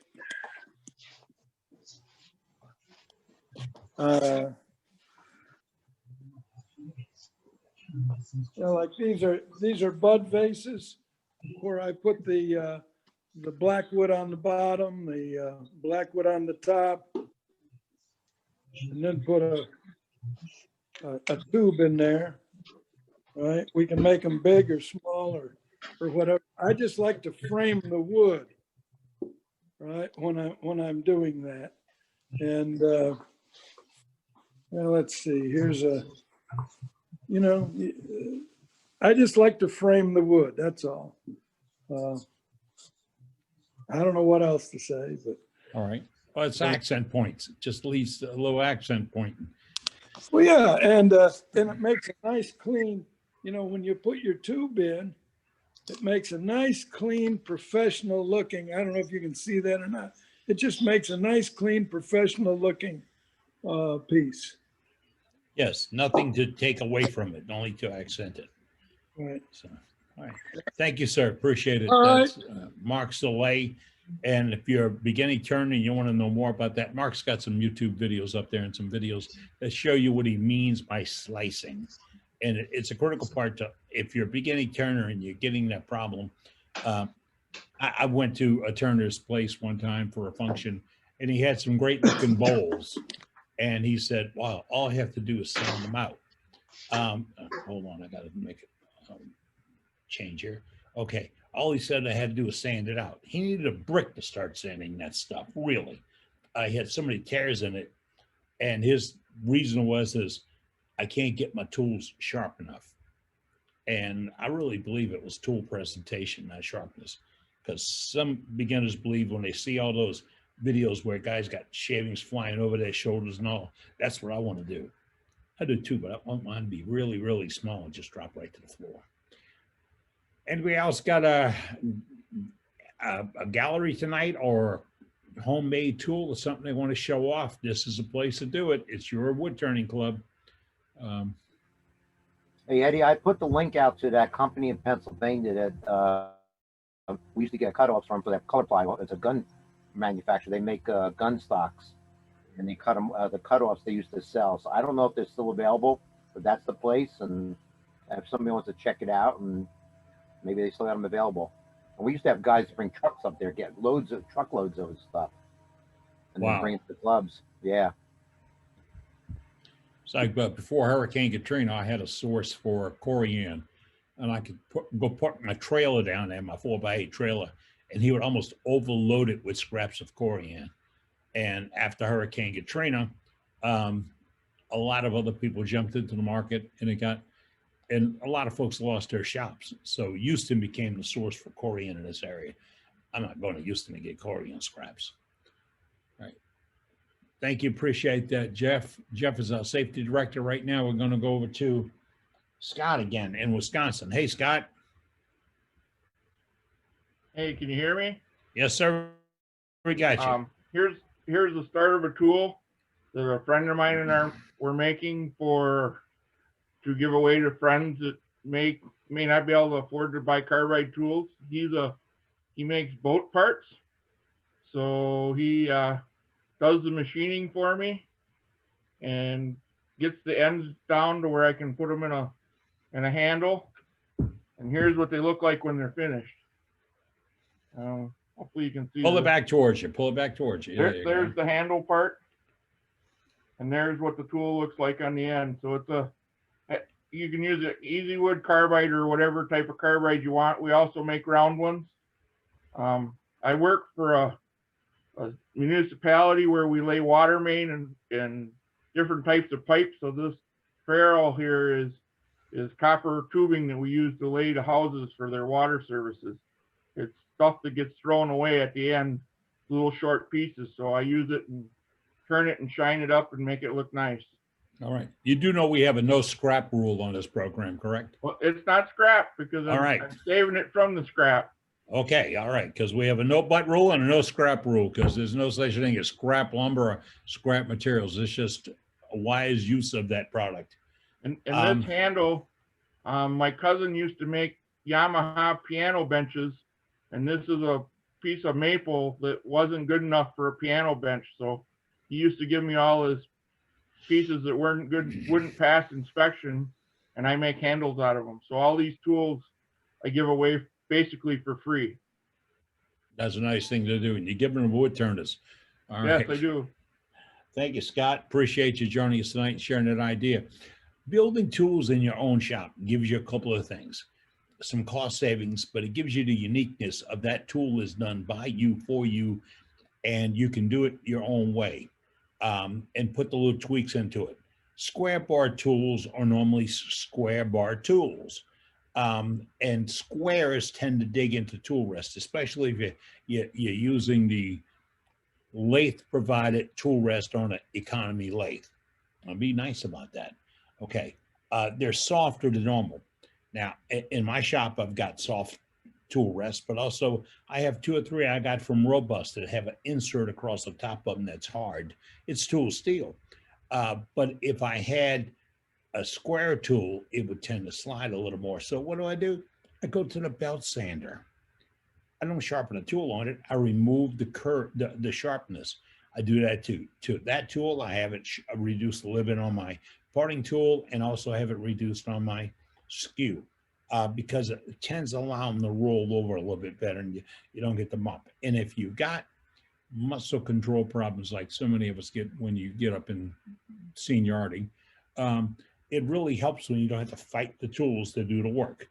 So if you're going to build tools, number one, do a prototype out of wood. To cut it out and see if it go the right length, if you need to do this or that, and then make it out of steel. And tool bars for carbide tools do not necessarily have to be out of tool steel, hardened steel, stainless steel, or anything else. It can be out of what I call pot metal steel you can get at the hardware store, because there's going to be some vibration in that cut. And if you don't fix the vibration through the bar and a handle, which is an automatic thing, if you make it too rigid, that cutter takes the abuse. Well, here's the bad news. The cutter don't take abuse. It just won't take abuse. So if you want to crack them and buy more, carbide people will love you. But if you want to save on it, let's reduce the chatter, reduce the bite by turning it up on a slight angle, and go in a slight slicing thing. If you play with it on a scrap piece of wood, piece of 2x4, you'll understand the cut. And the important thing I tell all beginning turners is, don't look at what you turn, look at what comes off what you turn. Because if you take it off gently, you got to do a whole lot less sanding. And I don't want to be sanding wood, I want to be turning wood. All right, it's 6 after the hour. Anybody else got anything to say, anything to throw it in there? Wow, this is going to be a short evening. Yeah, Eddie, you know, he was just showing about using a leg that they couldn't use, but, you know, a lot of people throw stuff out that you could grab the legs if it's garbage, you know, an old table. A lot of times those are hardwoods, you know, or old chairs that, you know, we could use that and reshape it for like a tool handle or other kind of spindle stuff, you know, just because it doesn't look pretty, we can make it pretty. That's right. See, wood, there's no scrap wood. If it's in a pile, it might be worth something. Somebody who had somebody up there, was that Dan and Roselle? Dan, do you have something to share tonight? Dan, you're muted. Dan, we can't hear you. Dan. Talk to us, Dan. Oh, waving won't get it, Dan. You got to unmute. Press your space bar. Unmute. Okay. Yeah, I think he's unmuted. Just there ain't no sound coming through. Yeah, I can't unmute him. Okay, we'll pass on Dan. Thank you, Dan. We'll work if you get it worked out. We'll come back to you, sir. That's it. All right, Brent, you got something? Well, it's not exactly probably what you're looking for, Eddie, but I made a steady rest that's a little bit different than most of them we see. Here's one I built. It's out of 1.5 inch steel tubing as opposed to most people making out of plywood and such. So it was easier to build and a little stronger, I thought, than building out of plywood. So I have one just like it, and I've got roller. I took the wheels off my old skate blades, roller blades. Yeah, right.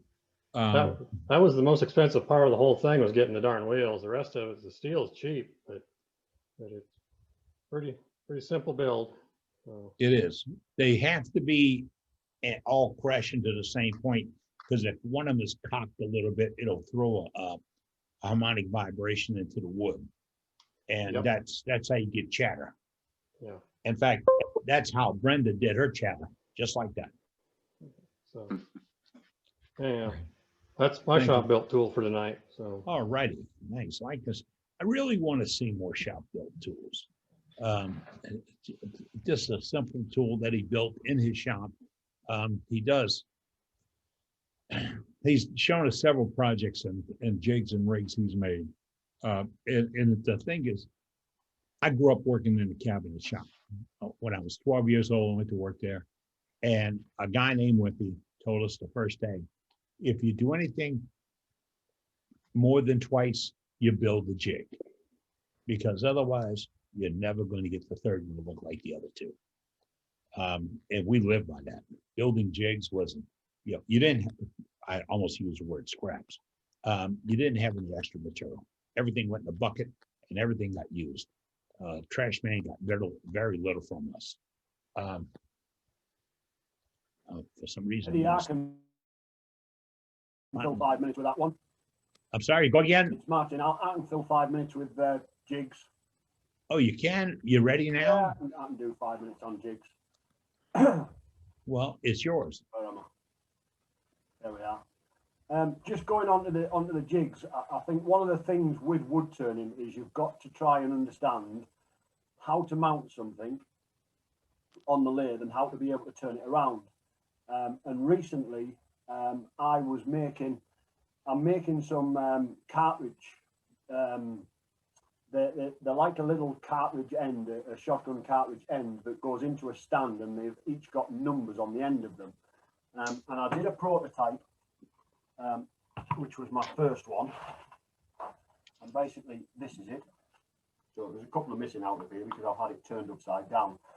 But this was the first one made out of inch oak, 1.5 inch oak. And what I did is I used a screw chuck, and I screw chucked onto the face, onto the chuck point, and I turned the front. So I pre-drilled all the holes and I turned all the front up, which give me the holes. But then I've got to try and mount this on the lathe to be able to finish the back. So I've got to turn it around and put it on the back. The easiest way of doing that would be to have one of the large jaws that you would normally clamp a bowl into. And that would work perfectly well, but they're not cheap. Set of cold jaws will probably cost you in England about £60, anything up to about £110. So I don't have cold jaws, and I need to hold this piece of wood somehow against the lathe. I don't want a chucking point on this side, so I've got to think about how I'm going to be able to turn it and how I'm going to turn the back of it. Prototype number 2 come along. This time I've used a thinner section of oak because it's cheaper for me to buy, and if I can reduce the price of the item, that's what I'll do. This one again, pre-drilled, put up against the lathe, and turn this front off. So there's nothing holding the back, it's just on pressure at the front here. And then what I needed to do was somehow turn that around and drive this so that I can clean the back up. And instead of using the cold jaws, I made, actually on the lathe, I made myself a disc with 2 pegs in. And them 2 pegs will now fit into the corresponding holes across the side and hold the thing on so that I can now finish this all off. The important thing now is to make a jig, because every single one will need to hold into them holes correctly. So each time I put it on there, it will fit in and hold on perfectly onto the lathe. So I've now eliminated the cold jaws on the outside, and I can finish the bottoms off. Another one that I did, I do square plaques that have a circle in the center. There's one here. And again, what I used to do with these, I don't know if the camera will pick it up, this center is turned out. What I used to do with these was drill a hole in the center of the plate, cross each way, drill a hole in the center, put it up onto a screw chuck, and then I would turn this centerpiece out, leaving a hole in the back. But I don't want a hole in the back, so I needed some way of being able to put that on the lathe without having any fixings or fastenings. So I got the normal faceplate that screws direct onto the lathe, put the pins, the screws through the back, and now the board will fit in between the middle.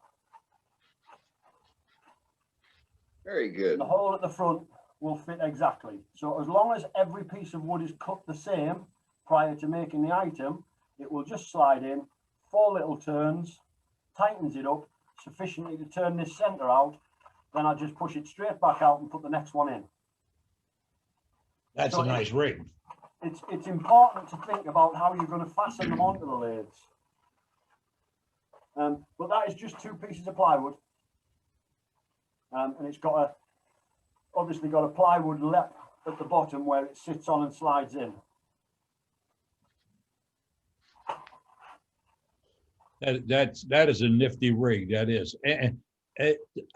So simple. Yeah, I'm looking for an evening when we talk about holding work, because a lot of times holding work is the challenge. I've seen some beautiful pieces on here that they just baffled me as to how did you hold that to turn it. And there's an art to it. So thank you. Appreciate it, sir. From one that I'm doing at the moment, another one, and often people say to me that seems very odd, Martin. Why would you do that?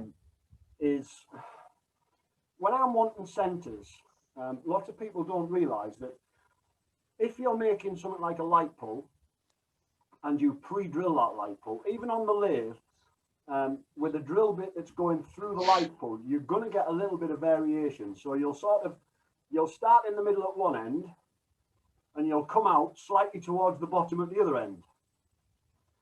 Now, that's not a problem, because if you've got sufficient timber, you can turn it round, and as long as it is held between centers, it will always be through the middle of the wood. The problem comes is when you've drilled a hole and the hole is too big for your drive.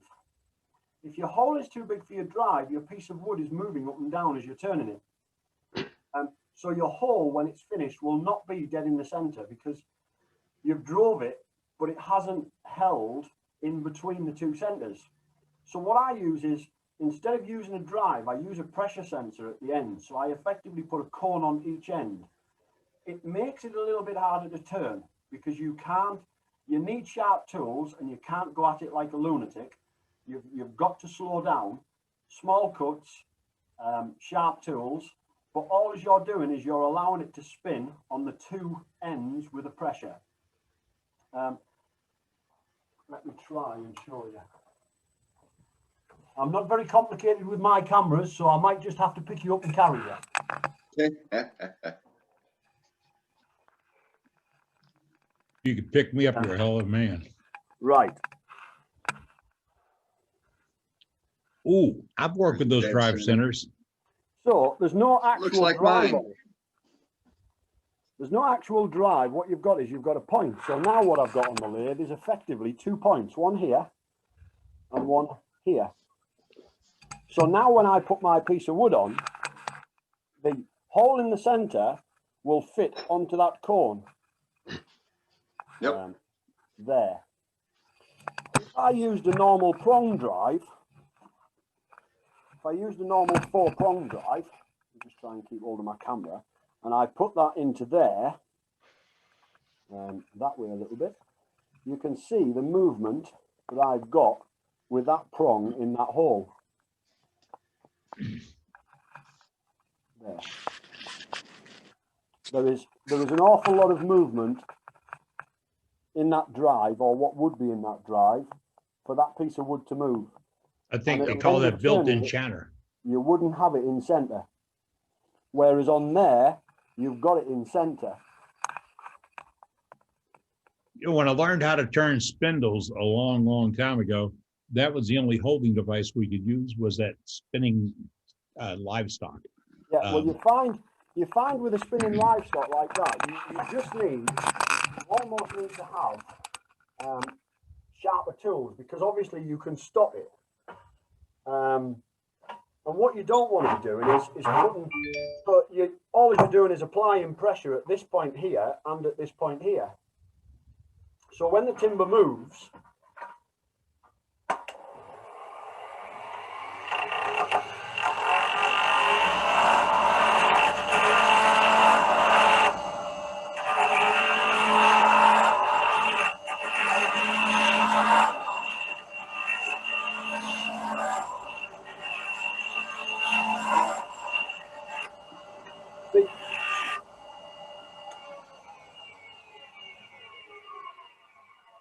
see how you can actually stop the timber. When you're stopping the timber like that, you're boring that hole in the center. So what you've got to do is pull off and then just adjust your tail rest just slightly so that you're not stopping that timber and you can start off again.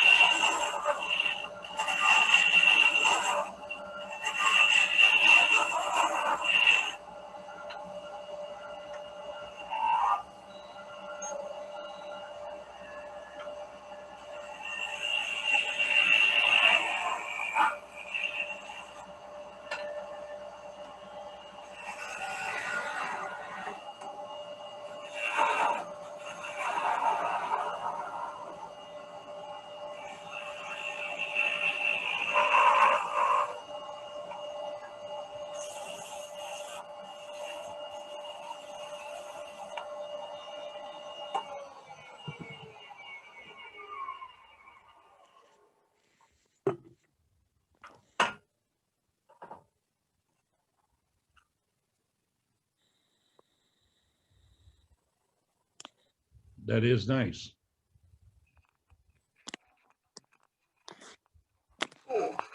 I noticed your sizing tool. Yes, the sizing tool, it's really funny because, again, I suppose you pick up on that. I use a spanner, and what I've done is I've actually sharpened one end. So I've sharpened the point of this, which allows me to get the wood somewhere near and then put the spanner on, and it will cut it down to the line that I actually want it.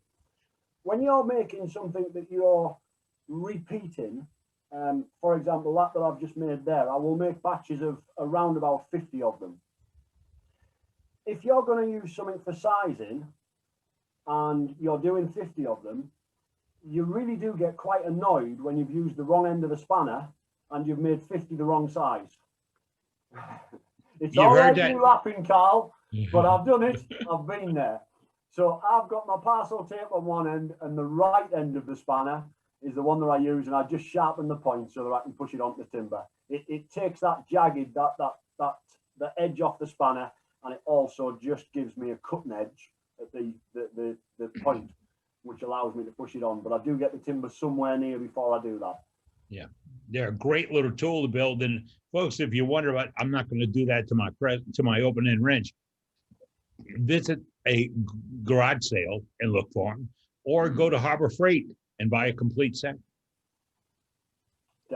And that's just a whole set at Harbor Freight. It's cheaper than if you try to find something like that at a tool wholesaler.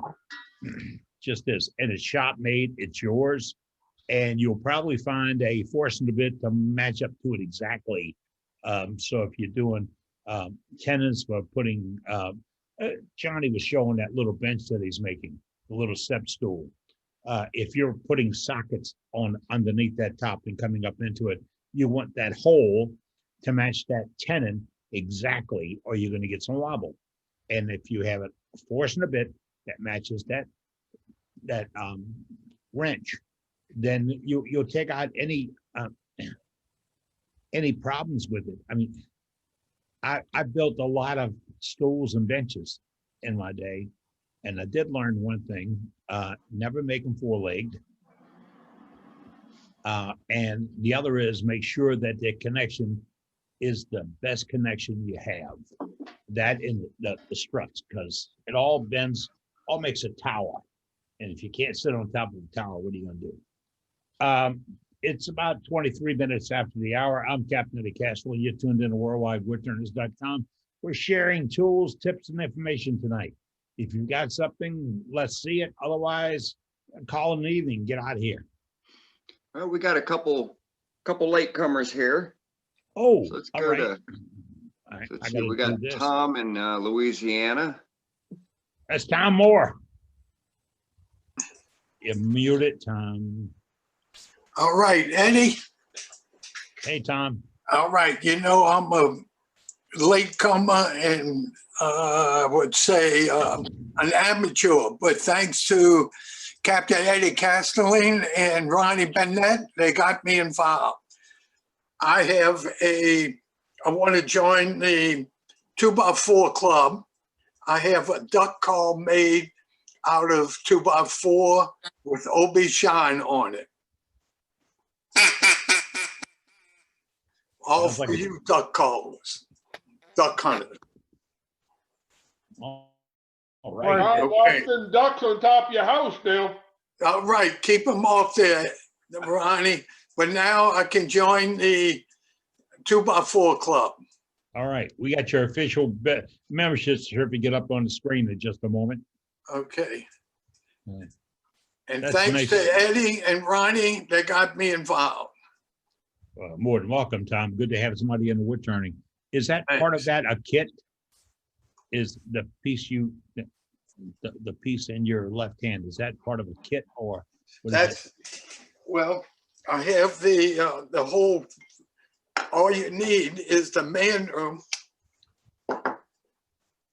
And of course, you start with your block and insert the man room and carve your duck call.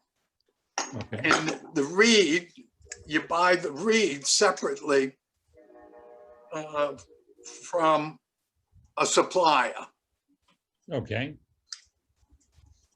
And okay, Eddie, thank you. Thank you, Tom. Wait a minute, Tom. Hold on, Tom. We got to show you this.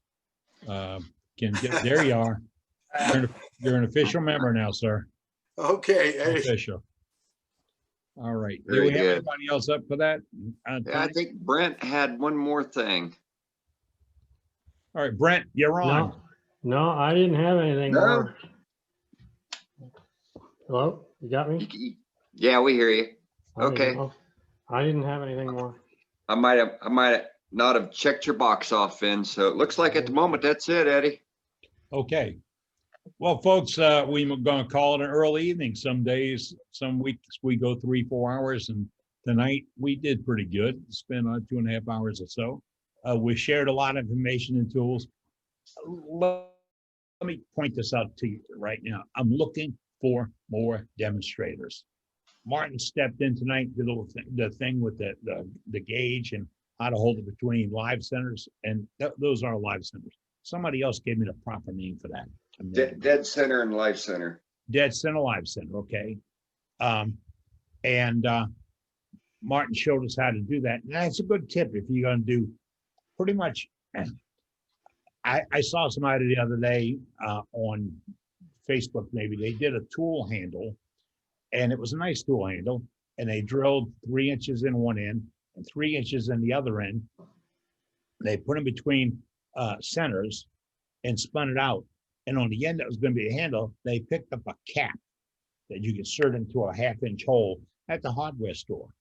So now his tool had that one little added speck on the back of it that it was his tool. He put the cap on it. He finished it out, and it was nice, really nice. So if you make your own tools, we want to see them. Bring them in, show them off. If you don't want to call it that, showing off. What I'd say, it's sharing. It's like Kim said tonight, you're not stealing any ideas, you're just nurturing ideas and getting that blood flowing in your brain. Well, folks, with that, we're going to Hey, Eddie. Hey. Stephen has a question about dead centers. So Stephen, go ahead.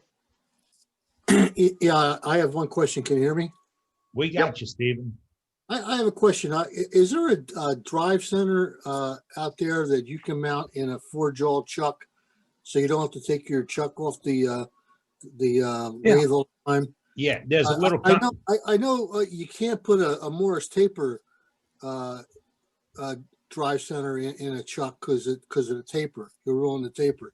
But wait.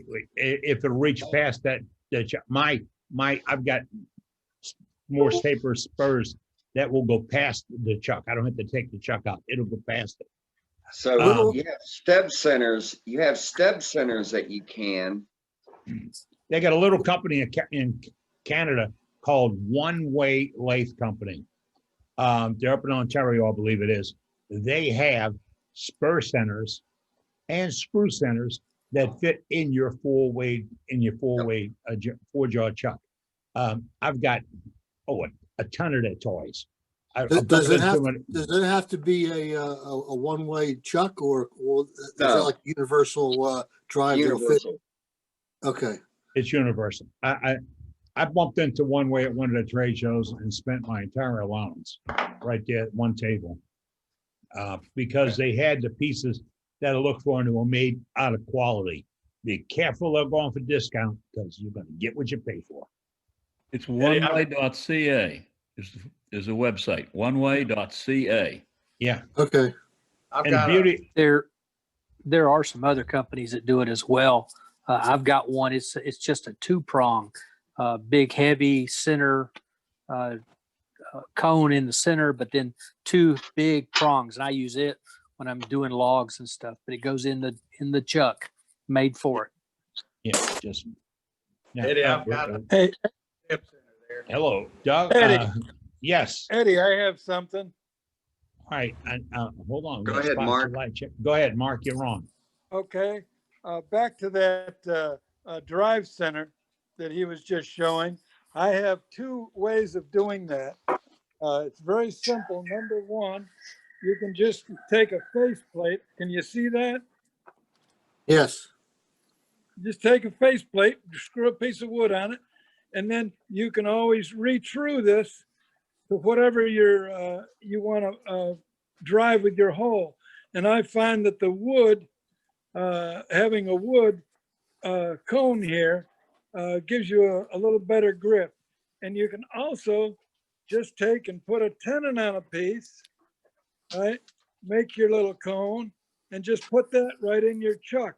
And you have a wooden drive center like that for in between, on a cylinder with 2 holes. Because I do a lot of lamps and chandeliers and stuff, and that's what I drive them on. That's a good tip. Yeah, very good tip. Thank you, sir. Good tip. Thank you. Okay, y'all have a good evening and stay healthy. Thanks, you Mark. too. You too, Mark. Bye, Mark. Stay warm, Mark. Stay warm. Take care, Mark. I'm fine, man. I have one more question. Someone back a short time ago there this evening said something about there was a website that told you how to use a cell phone for a camera. Is that did you put that address in the chat? It's in the chat, yes. Yeah, Thank I you. put it in the chat earlier. Yeah, thank you very much. And it's not very complicated either. I'm a very novice computer guy. I knew they have somebody on the phone talking me through every move, but I didn't that time, and it pops up really nice. Well, I like something that isn't too complicated. Well, I don't know. I saw that tool bench you made. I'm going to drop that. I just put it in there again for you, James. Okay, thank you very much. Yeah, you're welcome. Some of the digital Seeing cameras, everybody's like come the alive SLR now and the meeting's opened again. What? Yeah, right. So, hey, Glenn's got a question. Glenn, go ahead. Yeah, so I've been turning just for a few years, but I was always wondering what's the difference between a lidded box and a lidded vessel.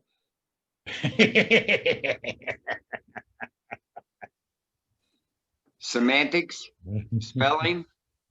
If you can't spell vessel, you call it box. You can't figure out whether you call it a bowl or a box, you call it a vessel. So a vessel would probably cover anything that's turned. Yeah. And a box is just being specific. No, even though it's okay. round, even though it's round and not square, like a box, No, okay. typically. You gotta remember though, pi r square. Yeah, yeah. This is Unless it's worldwide. round. Now, This is cornbread are worldwide wood square. turners. This is worldwide wood turners, and what happens when somebody asks a question like that is I always say that's over the water. It's over the pond. So we'll blame Australia. In Australia, it's called a vessel. In somewhere else, it's called a box. So we'll split it up and say we're worldwide. They can call it what they want. We'll call it something different. You've got aluminium, or we've got aluminium, and you've got aluminum or something like that. So we'll put it to interpretation. Eddie, Right. I can don't know. I don't know. Donald's sitting right there. Donald, are you going to take that? You take that, Donald. I can't be bothered hitting him. You have a spanner, we have a wrench. That's the one. Yeah. That's the one. That's the one. Can I just jump in and go back to Stephen, because his question brought a lot of comments. Where's Stephen gone? I can't see him on my camera, but I will find him in a minute if he's still with us, Stephen. Stephen, say something. We'll find you. Has he gone? That's a shame, because I wanted to ask him a question. What is Steve Michael? There he is. I got Yeah, I'm here. That's it. Go ahead. I'm here, Martin. I know Yes. you asked the group a question about whether you can get something, a center, that will go into a chuck. And a lot of the group answered the question. My question to you is, what are you turning that you want to put between centers that requires the chuck there in the first place? Because what you've got is a massive chunk of metal spinning that's not necessary when you're about to turn spindle. You know what I mean? So it's a great idea for these companies to bring these items out, but what they're actually doing is selling you a drive that goes into a chuck that shouldn't be there in the first place. Yeah, what I usually do is take a chunk of firewood out of the wood pile, and I want to turn it down into a cylinder, and then I want to use that between the drive centers, and then I put a spigot on it, right, on the end, and I'm just trying to save some time where I can just leave the chuck on the lathe and put a drive center inside the chuck so I can turn it down to a cylinder and put the spigot on there and then just take it off. Steve, you don't look old enough to be in a hurry. Slow down. Slow down. Believe me, I am. Put it between centers and turn it, and then put your chuck on if you've got to. I do that all the time, putting a step center or a cup center in a. Otherwise, step center is what you're looking for, Stephen. Yeah. Step center, that's what the that's what the serrated edge. Right, and it's got a spring-loaded tip. Yeah. And you can, so I know Sorby makes it, Robust. I saw them on the internet, but I wasn't sure if I could put them into a 4-jaw chuck. But it's a step center, and that's what I use. I use a 7/8 inch step center and I start all my bowls between centers. Yeah. And that's what I've got right here. Yeah, there you go. Right there. Bring it back up and show me the shaft. But that has a tapered mortise on it, doesn't it? This one does, but they make them to go in the chuck. Jaws. So Doug, show the black spot there by the base. There's Johnny. Oh, Johnny's got his. There's one way. That's the one. That's a Nova, but it'll fit in any chuck. Yeah. So that Dane was talking about this little groove right here. Yep. That's just All right, we got to go back. Hold on. Back We to lost. Doug. Go back to Doug. Yep. Here we go. Here I am. No. Da da da. There we go. This little groove right here at the very top of the stem will fit in the jaws. And that's what your chuck jaws will clamp down on. Right. Oh boy, we're going to have some opinions in this one. I've got one that's tapered and it's got a shoulder cut into Yes. Yeah. Then I've got that one too. That's a two spur drive. That thing is almost 2 inches across. It looks like a hubcap off a Buick. That's overkill. It's massive, but I will stick that in my chuck when I'm going to start off with a log. Yeah. Yeah. Doug, Yeah. you've only got a 2-prong drive there. That's the same version. Right. One's the 4-prong, Yes. Exactly. and it just fits again into the chuck. Yep. Yep. Yeah, Wow. there's another option too. If your chuck has a big enough hole, you can get the Morse taper. You get a Morse taper extension, and then put any different drives that you want inside the extension, and not have to clamp down on anything in your chuck. Especially if you just turn it to the point where you're just trying to get a spigot on it or tenon Right. on it relatively quickly. You know, sometimes getting it away from the headstock, get a little vibration and stuff, you know, but sometimes it comes in handy. Yeah, I had one of my mentors told me one time, if you start adding things, it's like swing a chain, but keeping it straight. The harmonic vibrations are gonna move. Yeah, The slightest vibrations gonna echo out. And I had a really nice 3/8 inch gouge that I bought. It was commercial. I bought it with the handle, where they press it into the handle, and I kept getting chatter. And one of my turning buddies said, "Hey, pull that out, heat it up and pull it out, put epoxy in and shove it back together again." And that's what I did, and it eliminated the chatter, because where the heated bar pushed it in, it was moving a little bit. So think about it when you start stepping out, that vibration can come in. Jeff had a good point there. It's available, but if you start getting some harmonics, get away from it. All right. Who else up tonight? Anybody jump in? I've got another drive center there. You were talking about the two-spur drive center. How about that? I could never afford that. Look how much stainless steel is there. Got 1 1/4" 8 thread on the back side of it, so it goes right to the spindle. When's the last time you used that? It's been a while, but it's good. If Yeah, you I can tell by the cleanliness.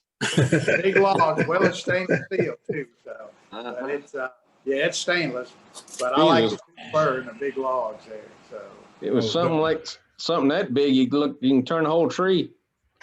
Can I literally turn logs with it. That's what I did. So Y'all can talk about Johnny and that tool being clean. Ronnie and I went and made a trip over to Johnny's house one day, or his shop. We walked in. Ronnie said, "Wow, does he ever work in here? Look how clean it is." yeah, I try to keep it fairly clean. But You got a hell of a dust collector. That's why it stays clean. well, it helps. Yeah.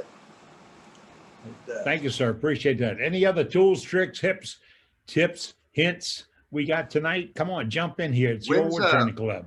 Is there any update on when Johnny's going to do the pepper mill demo? Uh-oh, you put him right up against the wall. I can do that. It takes me a little while.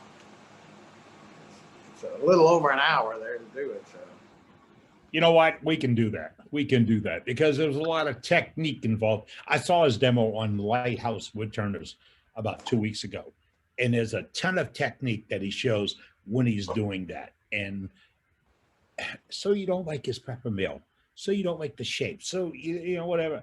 But watch his technique, not what he turns. Watch how he turns, and then you can apply that to anything you want.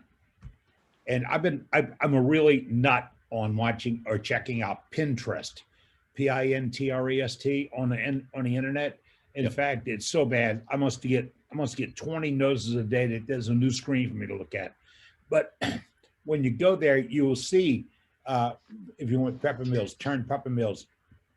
Pardon me, steady rest, chuck clamps, stuff like that. You don't want to buy it. You just want to get the idea of what you can build in your own shop. That's it. And I've got them all. Not bragging. I just got them all. All right. You know Who's what, up?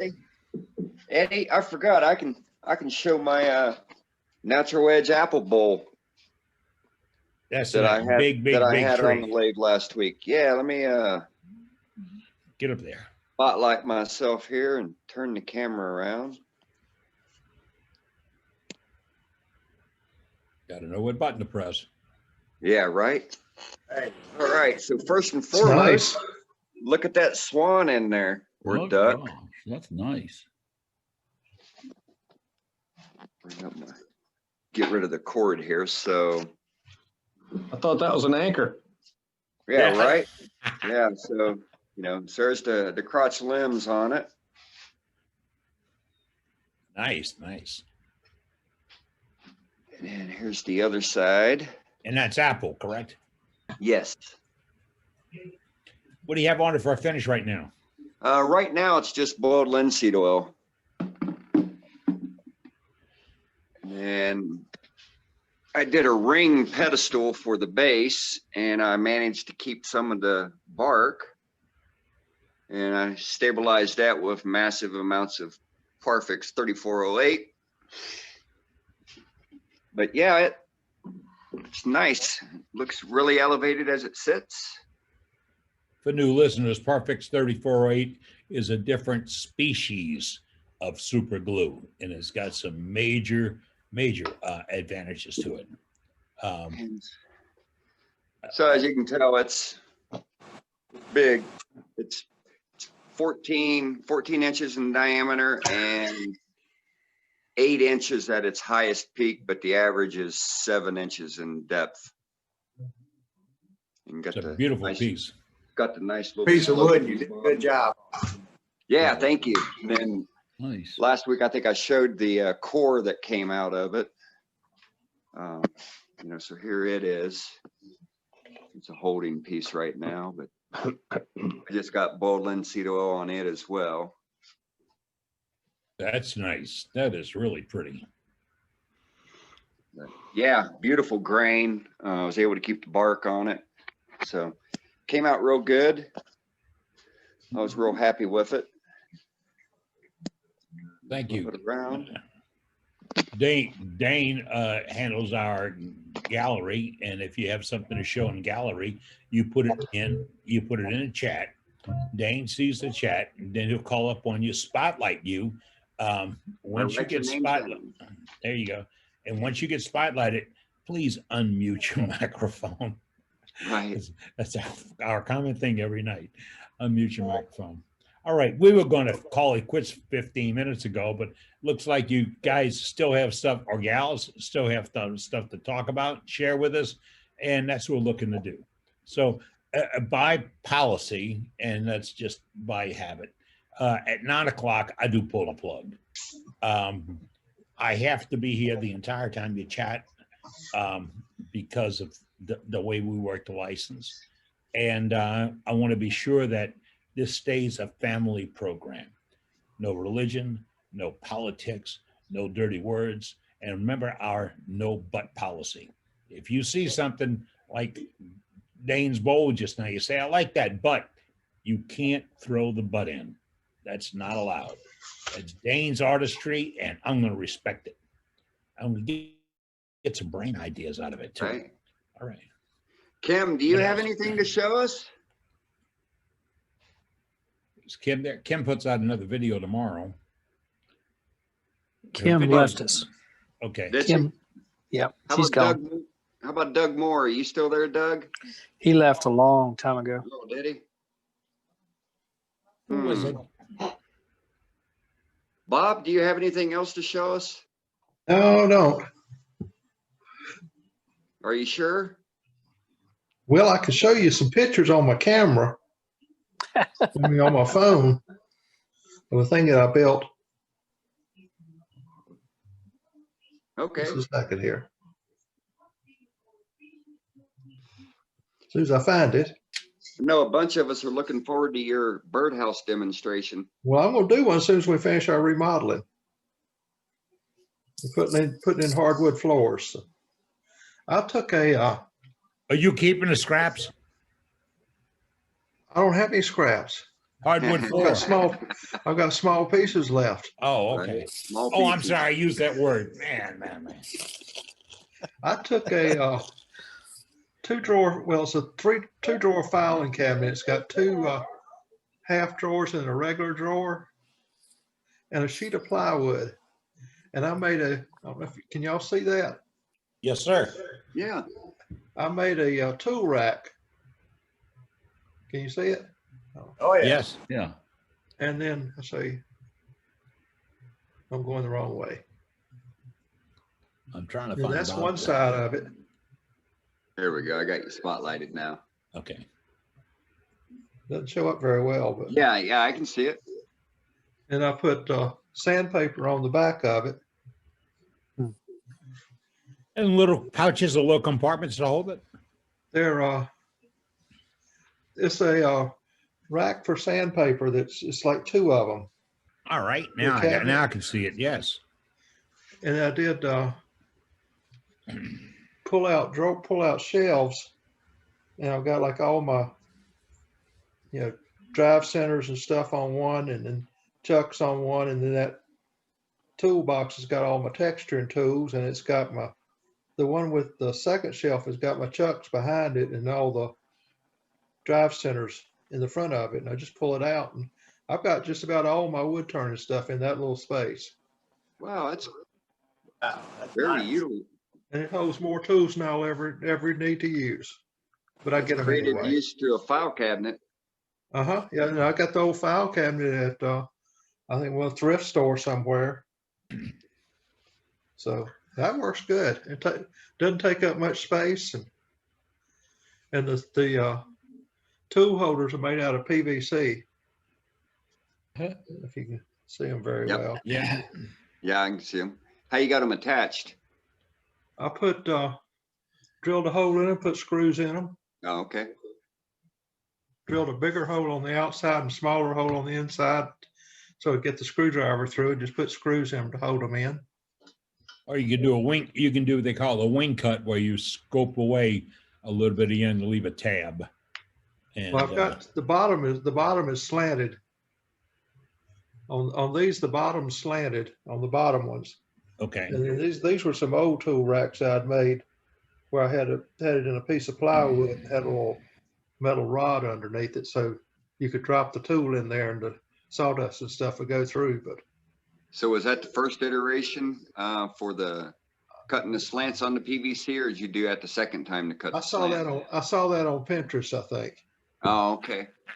No, what I was getting at, if you didn't put it in there and then you got tired of pulling up which tool, I'm looking for my skew. Nope, that's a gouge, that's a gouge, that's a gouge. Well, most of them on the bottom, the tool sticks through the bottom.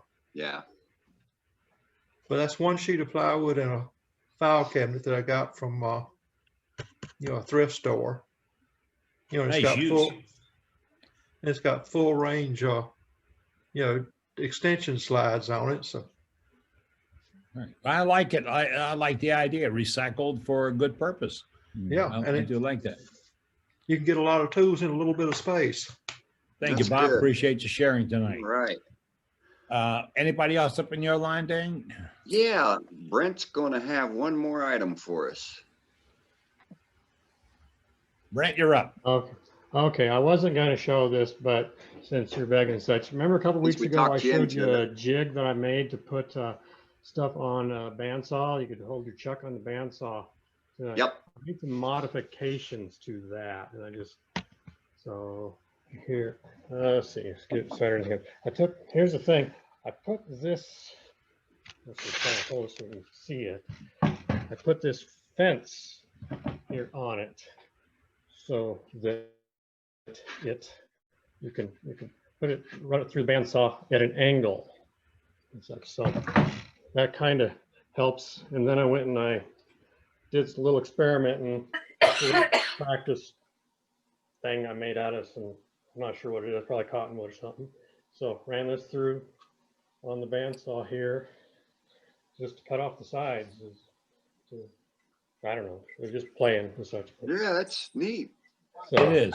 But the fence really helps.